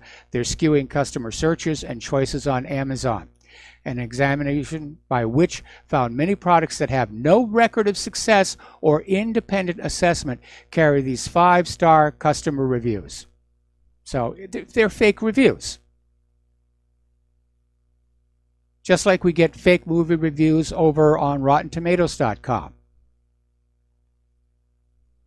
We live in a world of fakery. Online fakery is big business. Big, big business. All right, we got to take another break for commercials. We'll be right back. And aloha, America. Welcome back to our show. And everybody's talking, of course, about Bernie Sanders. He's out there campaigning already, and he's campaigning on his Medicare for all because it sounds so much better than socialized medicine. And like Alexandria Ocasio-Cortez, Bernie Sanders has developed a, shall we say, a deaf spot when it comes to anybody asking him, how are you going to pay for it all? Remember when Alexandria was campaigning, she had all these giveaway things she was going to do, and everybody could say, how are we going to pay for it? She'd say, oh, we'll just pay for it. Okay, how? We'll just pay for it. How? We'll just pay for it. Same thing with Bernie Sanders. It is estimated at a minimum it will take $16.2 trillion in tax hikes to fund the Medicare for All plan. Unless Donald Trump keeps one of his other campaign promises and figures out why the cost of medical care in this country is so high, so out of control, so out of sync with other countries. I know people who fly to other countries for their medical care. They can't afford it here in the United States. Trump said he was going to look at that. Hasn't happened. If we were to get the cost of medical care on a par with other nations, get the cost of prescription medications on a par with other nations, we wouldn't be looking at $16.2 trillion in tax hikes.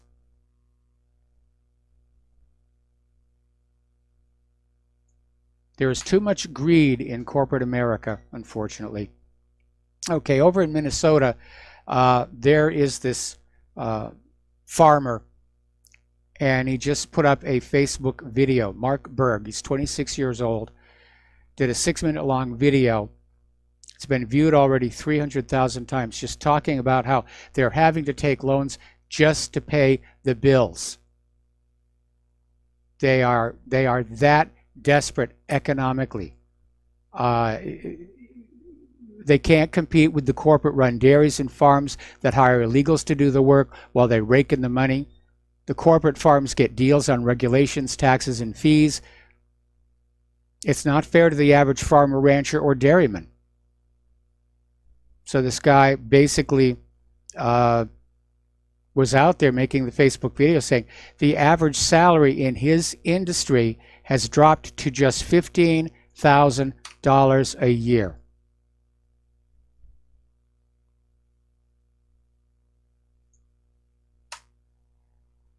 Now, right now, I would think, given the massive flooding on the Midwest and various other impediments to our food chain, that we would be taking care of our farmers. We'd be going out there to anybody who can farm, small, medium, corporate, and supporting them, boosting them, and saying, yes, get some plants going. Otherwise, we're going to be in serious trouble later in the year. According to Dan Bongino, Dems want to bump up the payroll tax to 14%. Ooh, more money, money, money, money, money, money, money, money, money. All right, we're going to take a break for station identification. We'll be right back. And aloha, America. Welcome back to our show here. So we're talking about the effects of all this unbridled immigration, refugee status, open borders. And there's an article was on Fox News, how Minneapolis Somali community became the terrorist recruitment capital of the U.S. And it's basically talking about how FBI statistics are showing 45 Somalis left to join the ranks of either the Somalia-based Islamic insurgency al-Shabaab or the Iraq and Syria-based ISIS combined. So they're doing a lot of recruiting right here in Minneapolis. And it's not just the terror recruiting. There was an ugly incident about a week and a half ago where this 24-year-old Somali man threw a 5-year-old white boy off the 3rd floor balcony of the Mall of America at Bloomington, Minnesota. That was a 40-foot drop. The boy survived, had to be hospitalized. The man has been captured. Being held in suspicion of attempted homicide. How do you do that to a 5-year-old kid? It's amazing. It's a mess. We weren't meant to be forced together at this stage. Those people who can blend together should be allowed to blend together. But forcing everybody together when it's not ready to happen, you get things like this. Okay, California Congressman Eric Swalwell is out there running for president. The central plank in his campaign is to get those military-style assault weapons, and he's already been busted with all kinds of erroneous data He's basically taken the position that virtually all gun crime is committed with AR-15s and AK-47s, which is utter nonsense. Actually, it's only a tiny minority. Most gun crime is committed with small handguns. Saturday Night Specials, throwaways. So Swalwell has made the anti-gun crusade the centerpiece of his campaign, and he's calling for a buyback and a ban on all assault weapons, not just to ban future manufacturing, but just to take the 15 million that are out there and buy them back. Well, how can the government purchase something back that never belonged to it in the first place? And needless to say, out on Twitter, he's getting the usual come and take it response. And I think Eric and the Democrats need a rethink on this, because this really militant, we're going to grab the guns, is going to drive a lot of voters to the Republican side in 2020. There's been a new study. This is from the Centers for Disease Control and Prevention. And it answers directly to gun control advocates who have basically dismissed the narrative about defensive uses of firearms, saying the good guy with a gun is a scenario meant to scare people into buying guns for self-defense, that it does not really happen. Well, this is a false narrative, and I know that because I had to do it once when I was younger. But the Centers for Disease Control and Prevention in a 2013 report concluded that studies routinely find Americans use firearms in defense of themselves or others up to 3 million times every year. That's 3 million times every year. I think that rivals the police department, if it doesn't exceed it. Out in Colorado, they've become the 15th state to adopt a red flag gun law, which allows individuals to be flagged by household members or acquaintances who file a court order, much like a restraining order, deeming the person a threat, which will subsequently lead to that person getting raided by police for complete disarmament. One of the sheriffs in that part of Colorado is saying he will not enforce it. I mean, the red flag laws, if you think about it, it's one of those things that sounds good in theory, you know, let's get to the crazies before they go crazy. But on the other hand, you're punishing people for something they haven't done. It's like Minority Report here. Gun control of activists and politicians are now working on a new target. They want banks to refuse service to gun companies. Simply just cut them off. We don't do business with your kind. Okay, well, tell your bank guards to turn their weapons in. We'll take them with us when we leave. And we knew this was coming. Police are now using drones to spy on suspicious people at potential crime scenes. Now, for years, as the drones have been coming on, law enforcement keeps saying drones are only going to be used for natural disasters, crime scene investigations, car accidents, and rescue operations. That, too, turned out to be a lie. And apparently, down in Texas at the Memorial Villages Police Department, they are basically using drones to simply spy on people. And it's sort of a combination of RoboCop goes full Minority Report. All right, we're going to do a shout out to our on-air affiliates who are just now rejoining our network. Now, here's a very bizarre story, and I'm glad I don't live in Dallas. Okay, Dallas, Texas is 29% white. The new black District Attorney John Cruzote has a plan to stop prosecuting thefts under $750 to help people of color from being arrested. That's his plan. He ran on a platform of ending mass incarceration, meaning arresting black and brown criminals, and now he's basically said there will be no prosecution of theft of personal items worth less than $750. So all you thieves in Dallas, $750, that's your cutoff. You can't be prosecuted.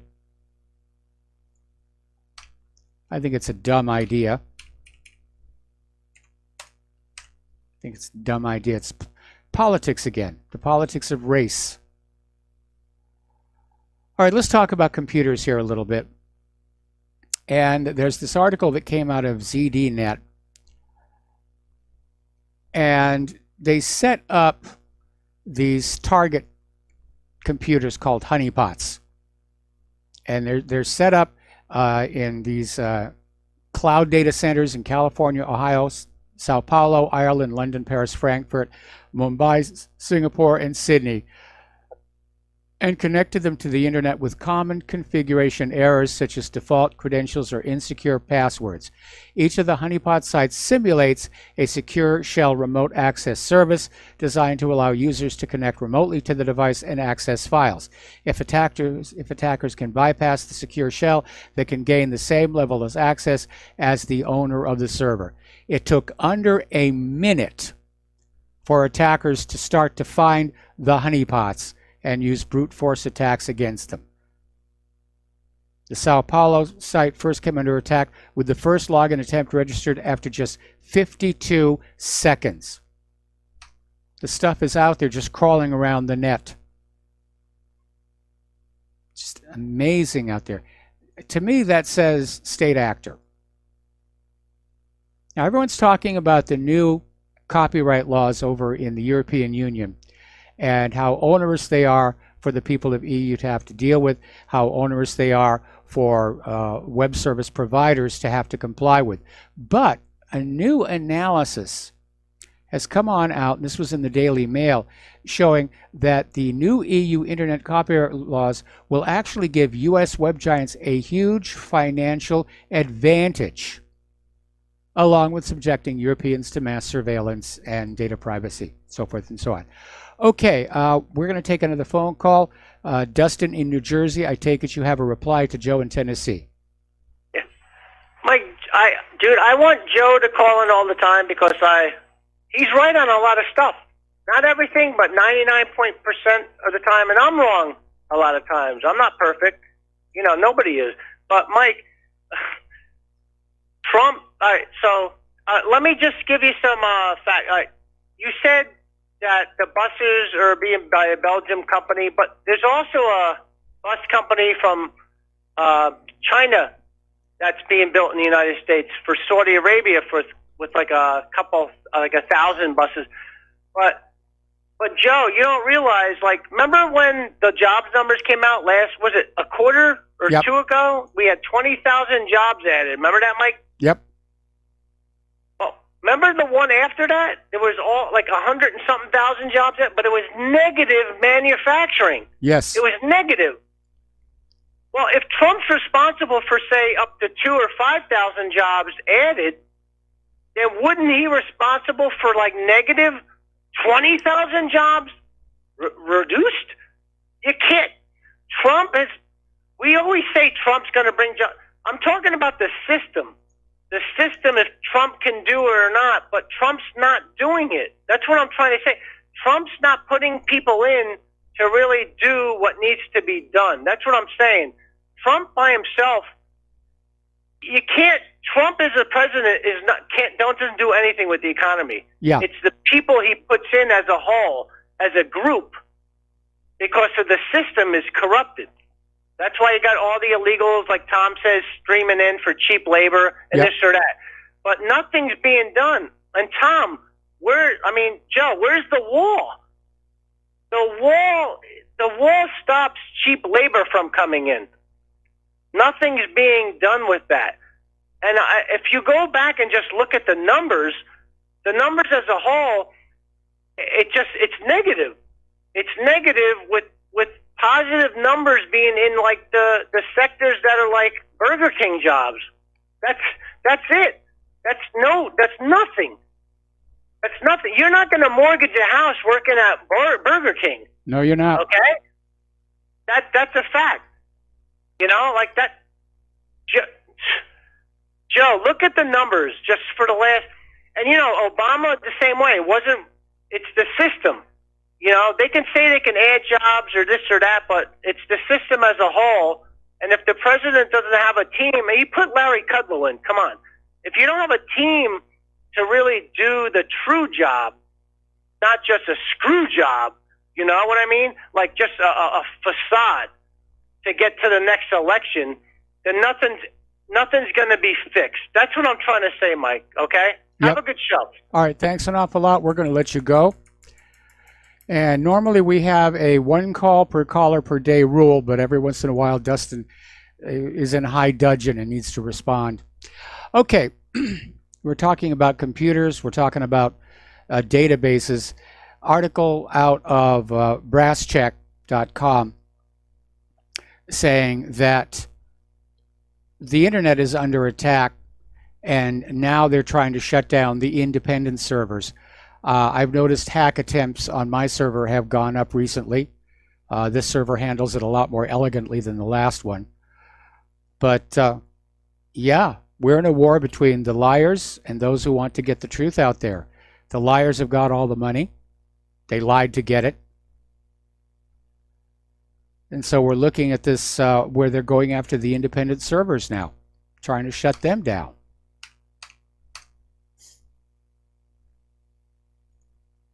So there's going to have to be a test case where somebody with an independent server gets shut down and they go all the way to the Supreme Court and they say, this is about the First Amendment. Apparently up in the Michigan government, they've decided to create a thought criminal database to flag those who contradict all the official lies. This is coming from Michigan's Attorney General Dana Nessel. Has decided to basically launch a full-scale crusade against the First Amendment. According to reports, Nessel is planning to create a hate crime unit as part of Michigan's government, the purpose of which won't necessarily be to prosecute hate crimes, which aren't a real thing, by the way, but to actually police the speech and thoughts of Michigan residents to make sure they align with official government ideology. So apparently Nessel wants to create a database of people who dare to think for themselves. It's a thought violation. You're committing a thought crime, Mr. Orwell. Anyway, over in Barcelona, Spain, they have started removing books like Little Red Riding Hood and Sleeping Beauty from the elementary schools because they perpetuate sexist stereotypes according to the PC people. Amazing. Over in New York, de Blasio declares a health emergency. He orders measles vaccinations in Brooklyn, one specific neighborhood. Holdouts face a $1,000 fine. The yeshiva schools warned they'll be shut if they resist. Now, some of these families are suing over the order. They're saying the order is unlawful, it's anti-Semitic and totalitarian. Well, they're saying it's anti-Semitic because de Blasio's order did target specifically to the Jewish population. And the reason he did that is there's a measles outbreak in Israel. And because the Israelis don't require any kind of visa checks, they're just flying back and forth and back and forth. They're bringing it back to New York with them. So that's why de Blasio said we have to get ahead of this. Now, apparently, New York parents who are not trusting of the measles vaccines are holding measles parties. I remember this happened when I was a kid, which is they'll have a kid who's got the measles and they'll throw a party and they'll bring all the kids around so that they all come down with the measles so they don't have to get vaccinated. Because if you get measles naturally, your immunity to it is lifetime. If you get the measles vaccine, it doesn't last forever. So the measles parties have come on back. And I'm not surprised here. Down in Australia, if you question vaccines there, you could be thrown in prison for 10 years. Government authorities in Australia recently decreed that any medical professional who dares to express skepticism about the safety or efficacy of vaccines will be prosecuted to the full extent of the law, including a potential prison sentence of up to 10 years. That is really strict. Nurses and midwives who try to explain to pregnant women that some vaccines contain neurotoxic mercury, for instance, or that aborted human fetal tissue is often used to manufacture vaccines, will now face the ire of Australia's medical police states, which insists all vaccines are 100% safe and effective. The Australian government has also set up a snitch program for medical offenders to be reported by their friends, colleagues, or others who suspect they might be in violation of this new speech code. It really is 1984. Little informants. Okay, UPS is getting ready to partner with drug giants to inject you with vaccines in your own home. They're starting a pilot project which will be a blueprint for a nationwide vaccine mandates at gunpoint. Merck, who's the maker of the risky vaccine Gardasil, is partnering with UPS to carry out this door-to-door vaccine initiative. I mean, that is really out there. That is really out there. Okay, story coming out of wakingtimes.com. Merck's own product warning links the MMR vaccine to a potentially fatal form of brain inflammation caused by measles. But trust us, the vaccine is perfectly safe. This is being reported by the CDC and not being reported anywhere else. You're certainly not going to see it on the corporate media. They're too dependent on that glorious pharmaceutical advertising budget here. Over in Britain, they're getting ready to ban everyone from privately discussing vaccine ingredients, side effects, and damage to children. Talk about a medical tyranny. You will love your vaccines, you will stick it in your child's arm, and if your child gets sick, it's because you beat the kid up. We're going to throw you in jail. It's just absurd. We're seeing this clamp down on freedom of speech and freedom of thought and freedom of idea. Facebook apparently is developing a system to weed out posts that are critical of pharmaceutical companies and their vaccine policies. All right, going to take a break for commercials. We'll be right back. And aloha, America. Welcome back to our show. And seem to be getting some loud feedback here. All right, we're going to go to the phones here. Jim in New York. Aloha, Jim. Welcome to the show. What's on your mind? Hi, Mike. You had an interesting caller yesterday that speculated that there could have been a fire accelerant in the Notre Dame Cathedral. And I wouldn't doubt it. Here's something interesting. Because the burning of the Notre Dame is exactly 1 month after the March 15th Christchurch mosque massacre in New Zealand. Also, according to the New Arab website, around the same time as Notre Dame, a fire broke out at the Al-Aqsa Mosque in Jerusalem. Yes. I keep telling people, see the Star Trek episode, The Day of the Dove, getting Muslims and Christians to fight each other. And I think these are very likely arsons to ignite hatred between Muslims and Christians. And it looks very suspicious. What do you think? Well, again, the official story is there's no sign of arson, that it's being investigated as an accident. Of course, who knows what the police are going to find when they get the forensics people up there to the base of where the spire used to be. I don't want to jump to any conclusions because I can understand the need for caution here. That if somebody were to just get on out there and say, yes, I'm convinced the Muslims burned down Notre Dame, we could see rioting all across Europe and a lot of innocent people get killed.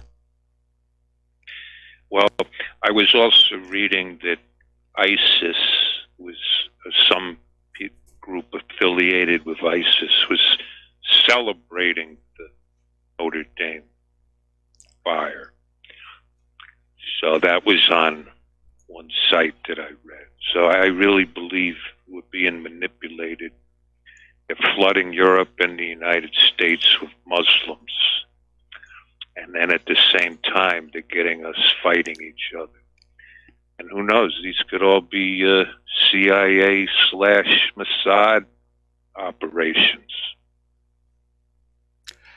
Yeah, they could be, although I tend to think there'd be more Mossad than CIA. I can't see the CIA getting involved in a plan to have Christians and Muslims kill each other off. After all, they're all potential drug customers. Well, yeah, but I mean, they flood Europe with Muslims, and then it causes this chaos. And don't get me wrong, I'm against Muslim. I'm against any immigration to the United States. We have to take care of our own people. I absolutely agree. I absolutely agree. The situation is just totally out of control. Hey, did you ever think, it's just a thought, I like to try to think outside the box. You ever think Julian Assange could be a double agent? That he could actually be working for someone? I was reading, he doesn't believe in 9/11 truth. He believes the government's story. And he may I thought he'd changed his mind on that. Oh, did he? That's what I heard, was that he changed his mind on that. Yeah, it's just a thought. Maybe you never know. It could be, and they put him on the cover of Time magazine. He might be like a double agent for some reason. Well, I wondered at first if he was in fact a plant to sort of head whistleblowers off at the gate. But I think over the course of the years, I think he started to take his job seriously, especially spending all that time in the Ecuadorian embassy. And, you know, if he's a phony, then they're going to have to fake his death somehow and put him off into the witness protection program. Yeah. Okay. It's just a thought. But have a great show, Mike. Have a good day. All right, thanks an awful lot, and we're going to switch over to Brandon in Michigan. Aloha, Brandon. Welcome to the show. What's on your mind? Hey, Mike, you're sounding a lot better. Good to hear you. Thank you. The board op might need some uppers, though. I don't know. Sounds pretty depressed lately. Well, we're all working long hours, and we're very, very tired. Man, I understand. My reason for the call was Mrs. Nessel in our lovely state of Michigan here. And you forget to mention that she's also a lesbian and Jewish. Now, I've been emailing her regarding her hate crimes agenda, but she won't email me back. Okay, Brandon, I got to put you on hold. We got to take another break for commercials. Don't hang up. I'm going to come back to you, and you can tell us all about Nessel.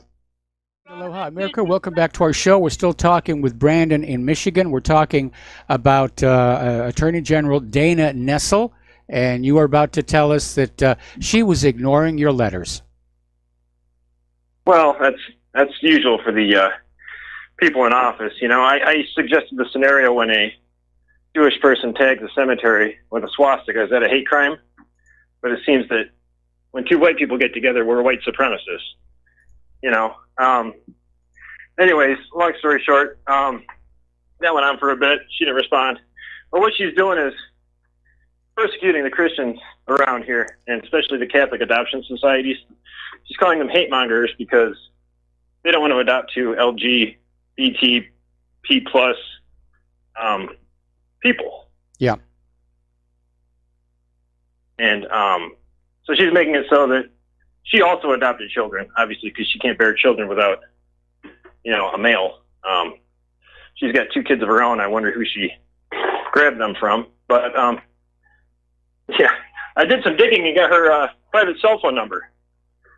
May I give that over the airline? No. Oh, okay. Do not put that out over the air.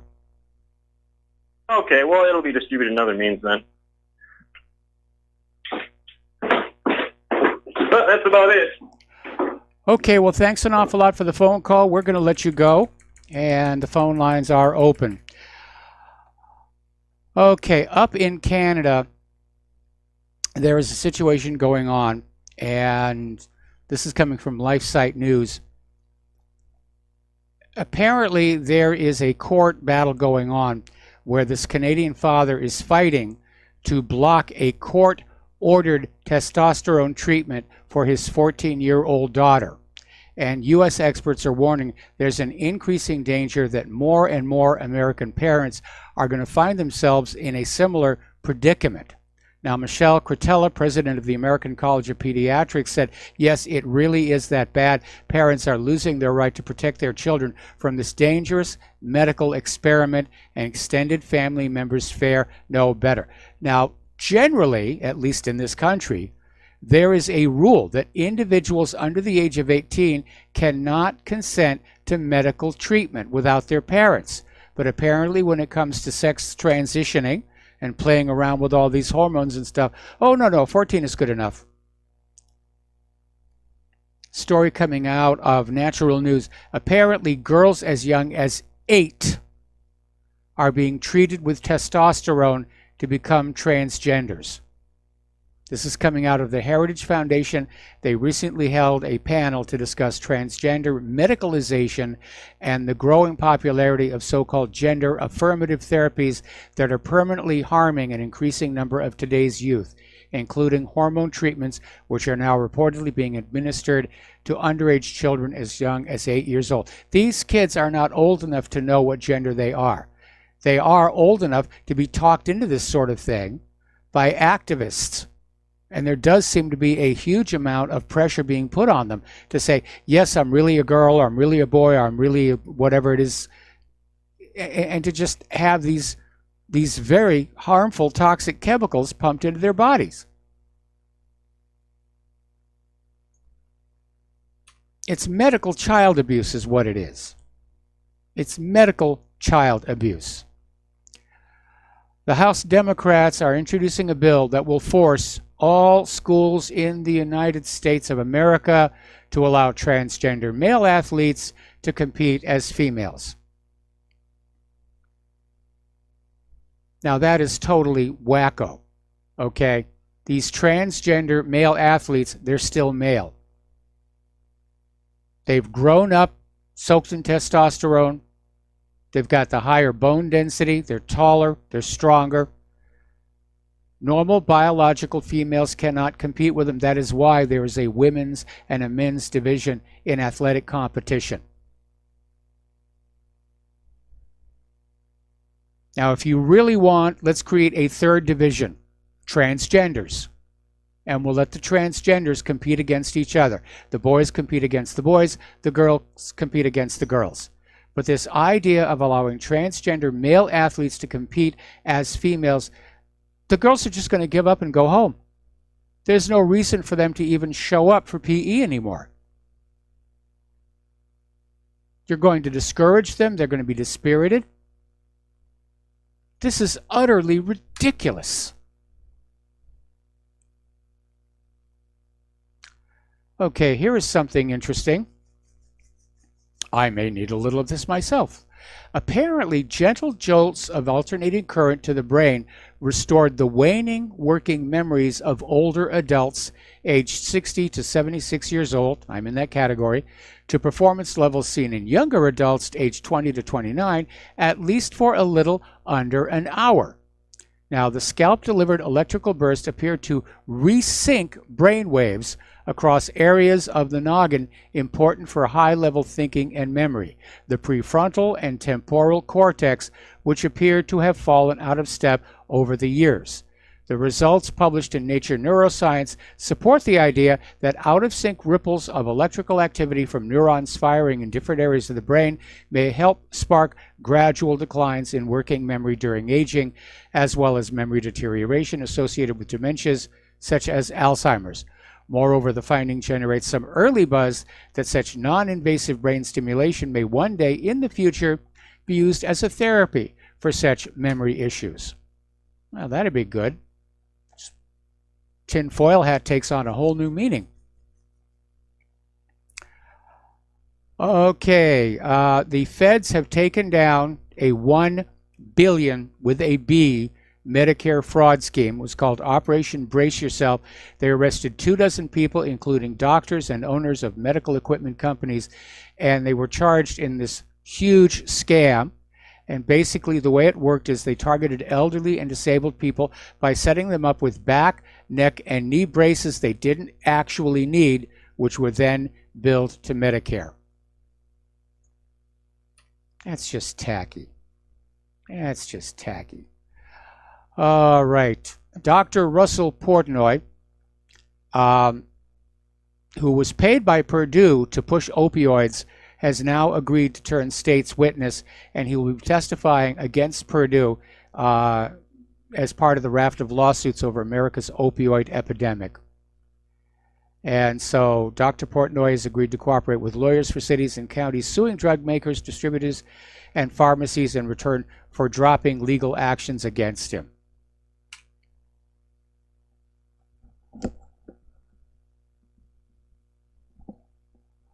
Okay, so you probably saw this on the front of whatreallyhappened.com. Scientists have finally succeeded in imaging an actual black hole, or at least the event horizon. And they imaged the black hole at the center of our own Milky Way, M87, and they did it with a network of radio telescopes literally spread all over the Earth to form an aperture 8,000 miles wide. And so they were able to create this virtual telescope plus a lot of computer power, and they were able to basically produce this image. So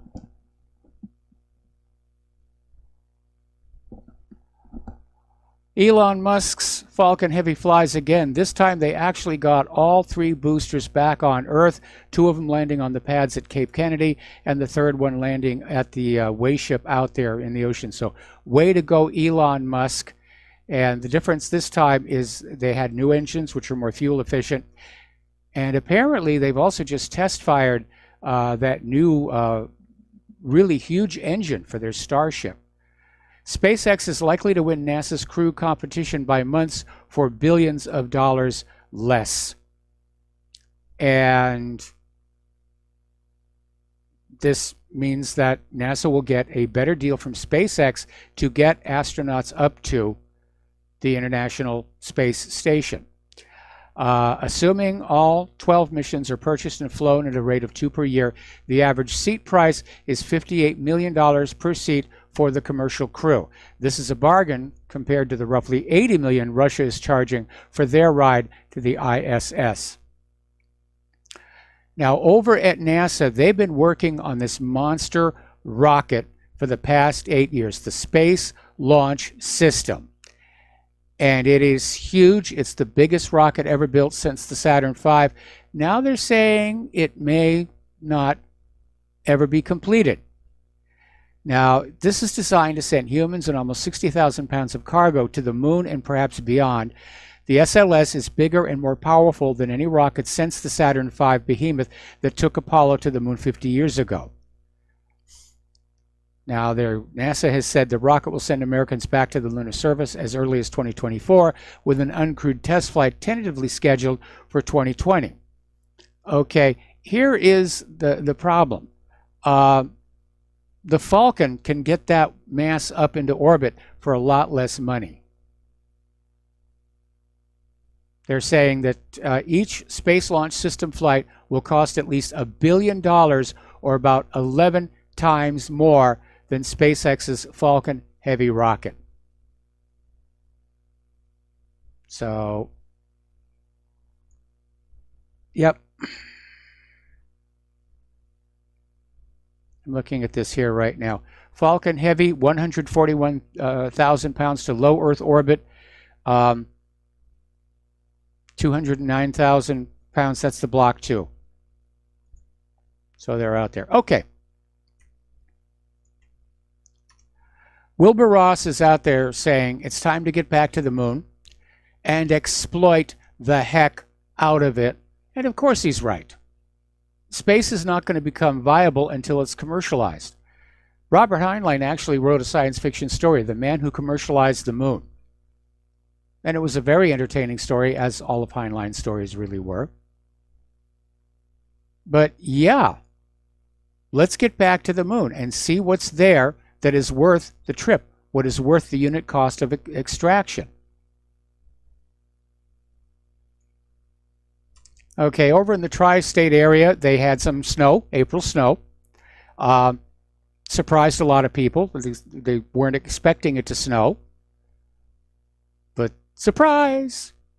You got the snow. Apparently, Game of Thrones fans are taking advantage of the snow to sort of spoof the TV show because of its marketing logo. Winter has arrived, and so, or winter is here. That's the show's slogan this year for the final season. And so people are putting out these snowmen saying that this is really too much marketing, various other spoofs. But apparently Chicago was getting 2 inches an hour of snow, and winter is definitely here. Over at Yellowstone, they've discovered a new thermal area in Wyoming, but scientists are adamant this time. There's no impending eruption because they found another area of thermal activity near the caldera. And they're saying that this new thermal area is just simply a normal part of Yellowstone's dynamic hydrothermal activity. The area has been slowly forming over the past 2 decades. Not only that, but it was just recently spotted using infrared images of the existing Turn Lake thermal area. And obviously scientists are out there saying, there's no eruption coming. Everybody can be calm. There's no reason to panic. Please show up and bring your tourist dollars with you here. This story is kind of sad. A guy named Joseph Robertson, 78-year-old veteran, and he had this rural Montana property, and he dug some ditches around the house to protect the area from wildfires. He also put in a pond. And he got arrested. The state basically said, no, you can't do that without our permission, just because you own the property. And they basically put him in prison for 18 months. He was serving probation. He passed away. He was also fined $130,000, which is a liability inherited by his estate. And Judicial Watch thinks the Supreme Court, they've overturned the decision, saying, yes, he can dig a pond on his property.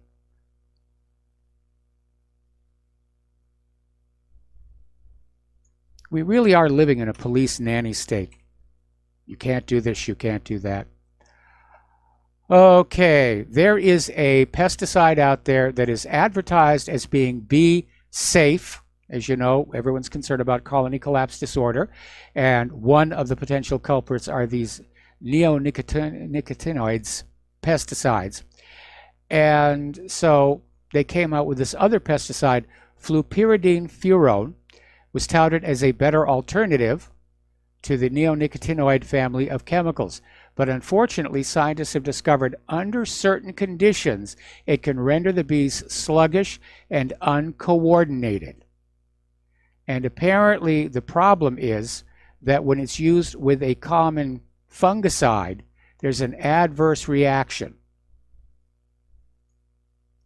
So it's actually killing off the insects.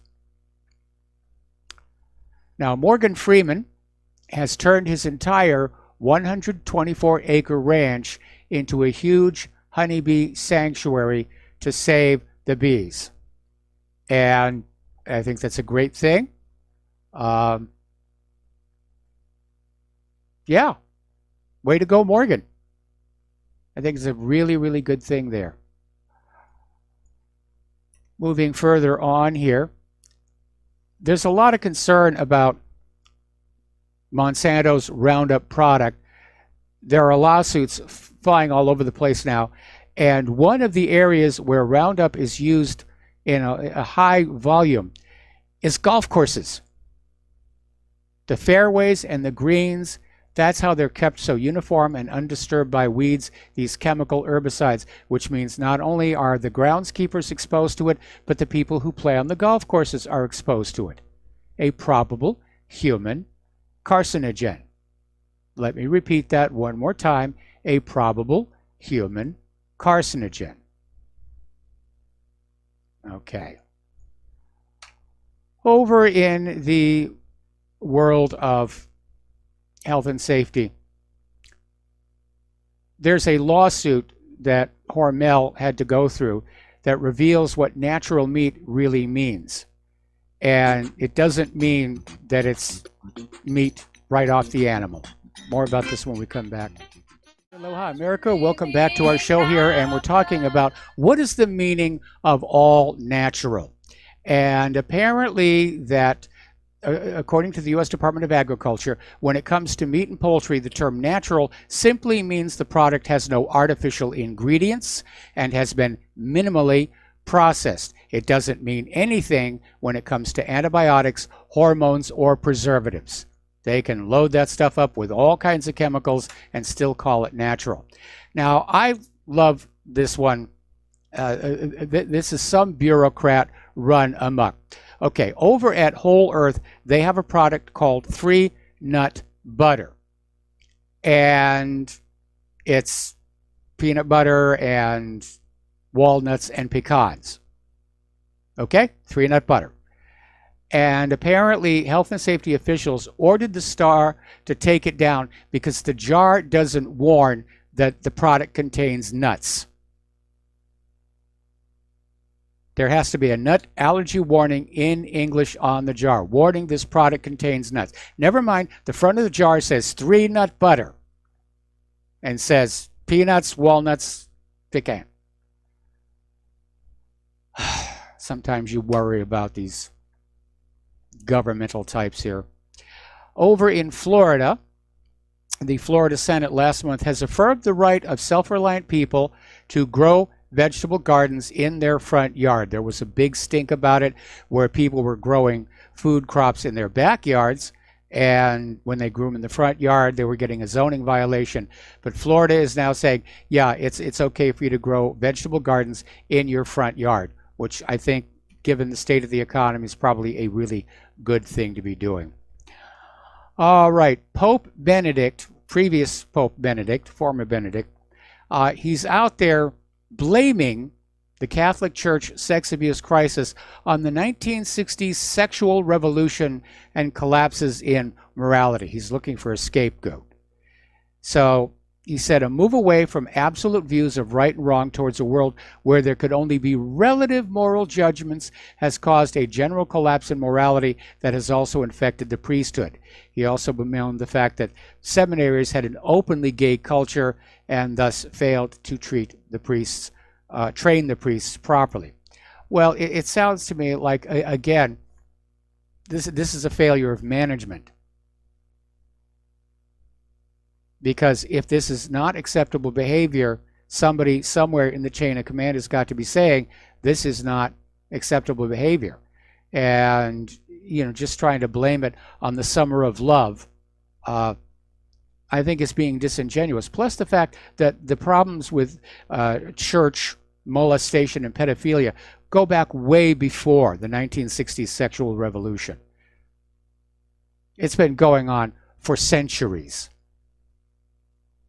And I think the Pope is being a little bit dishonest here. All righty. So there's the music. Time for me to get out of here. I got things to do this afternoon. So please stay tuned for John Stadmiller. I'm sure that he will have lots of interesting things to share with you.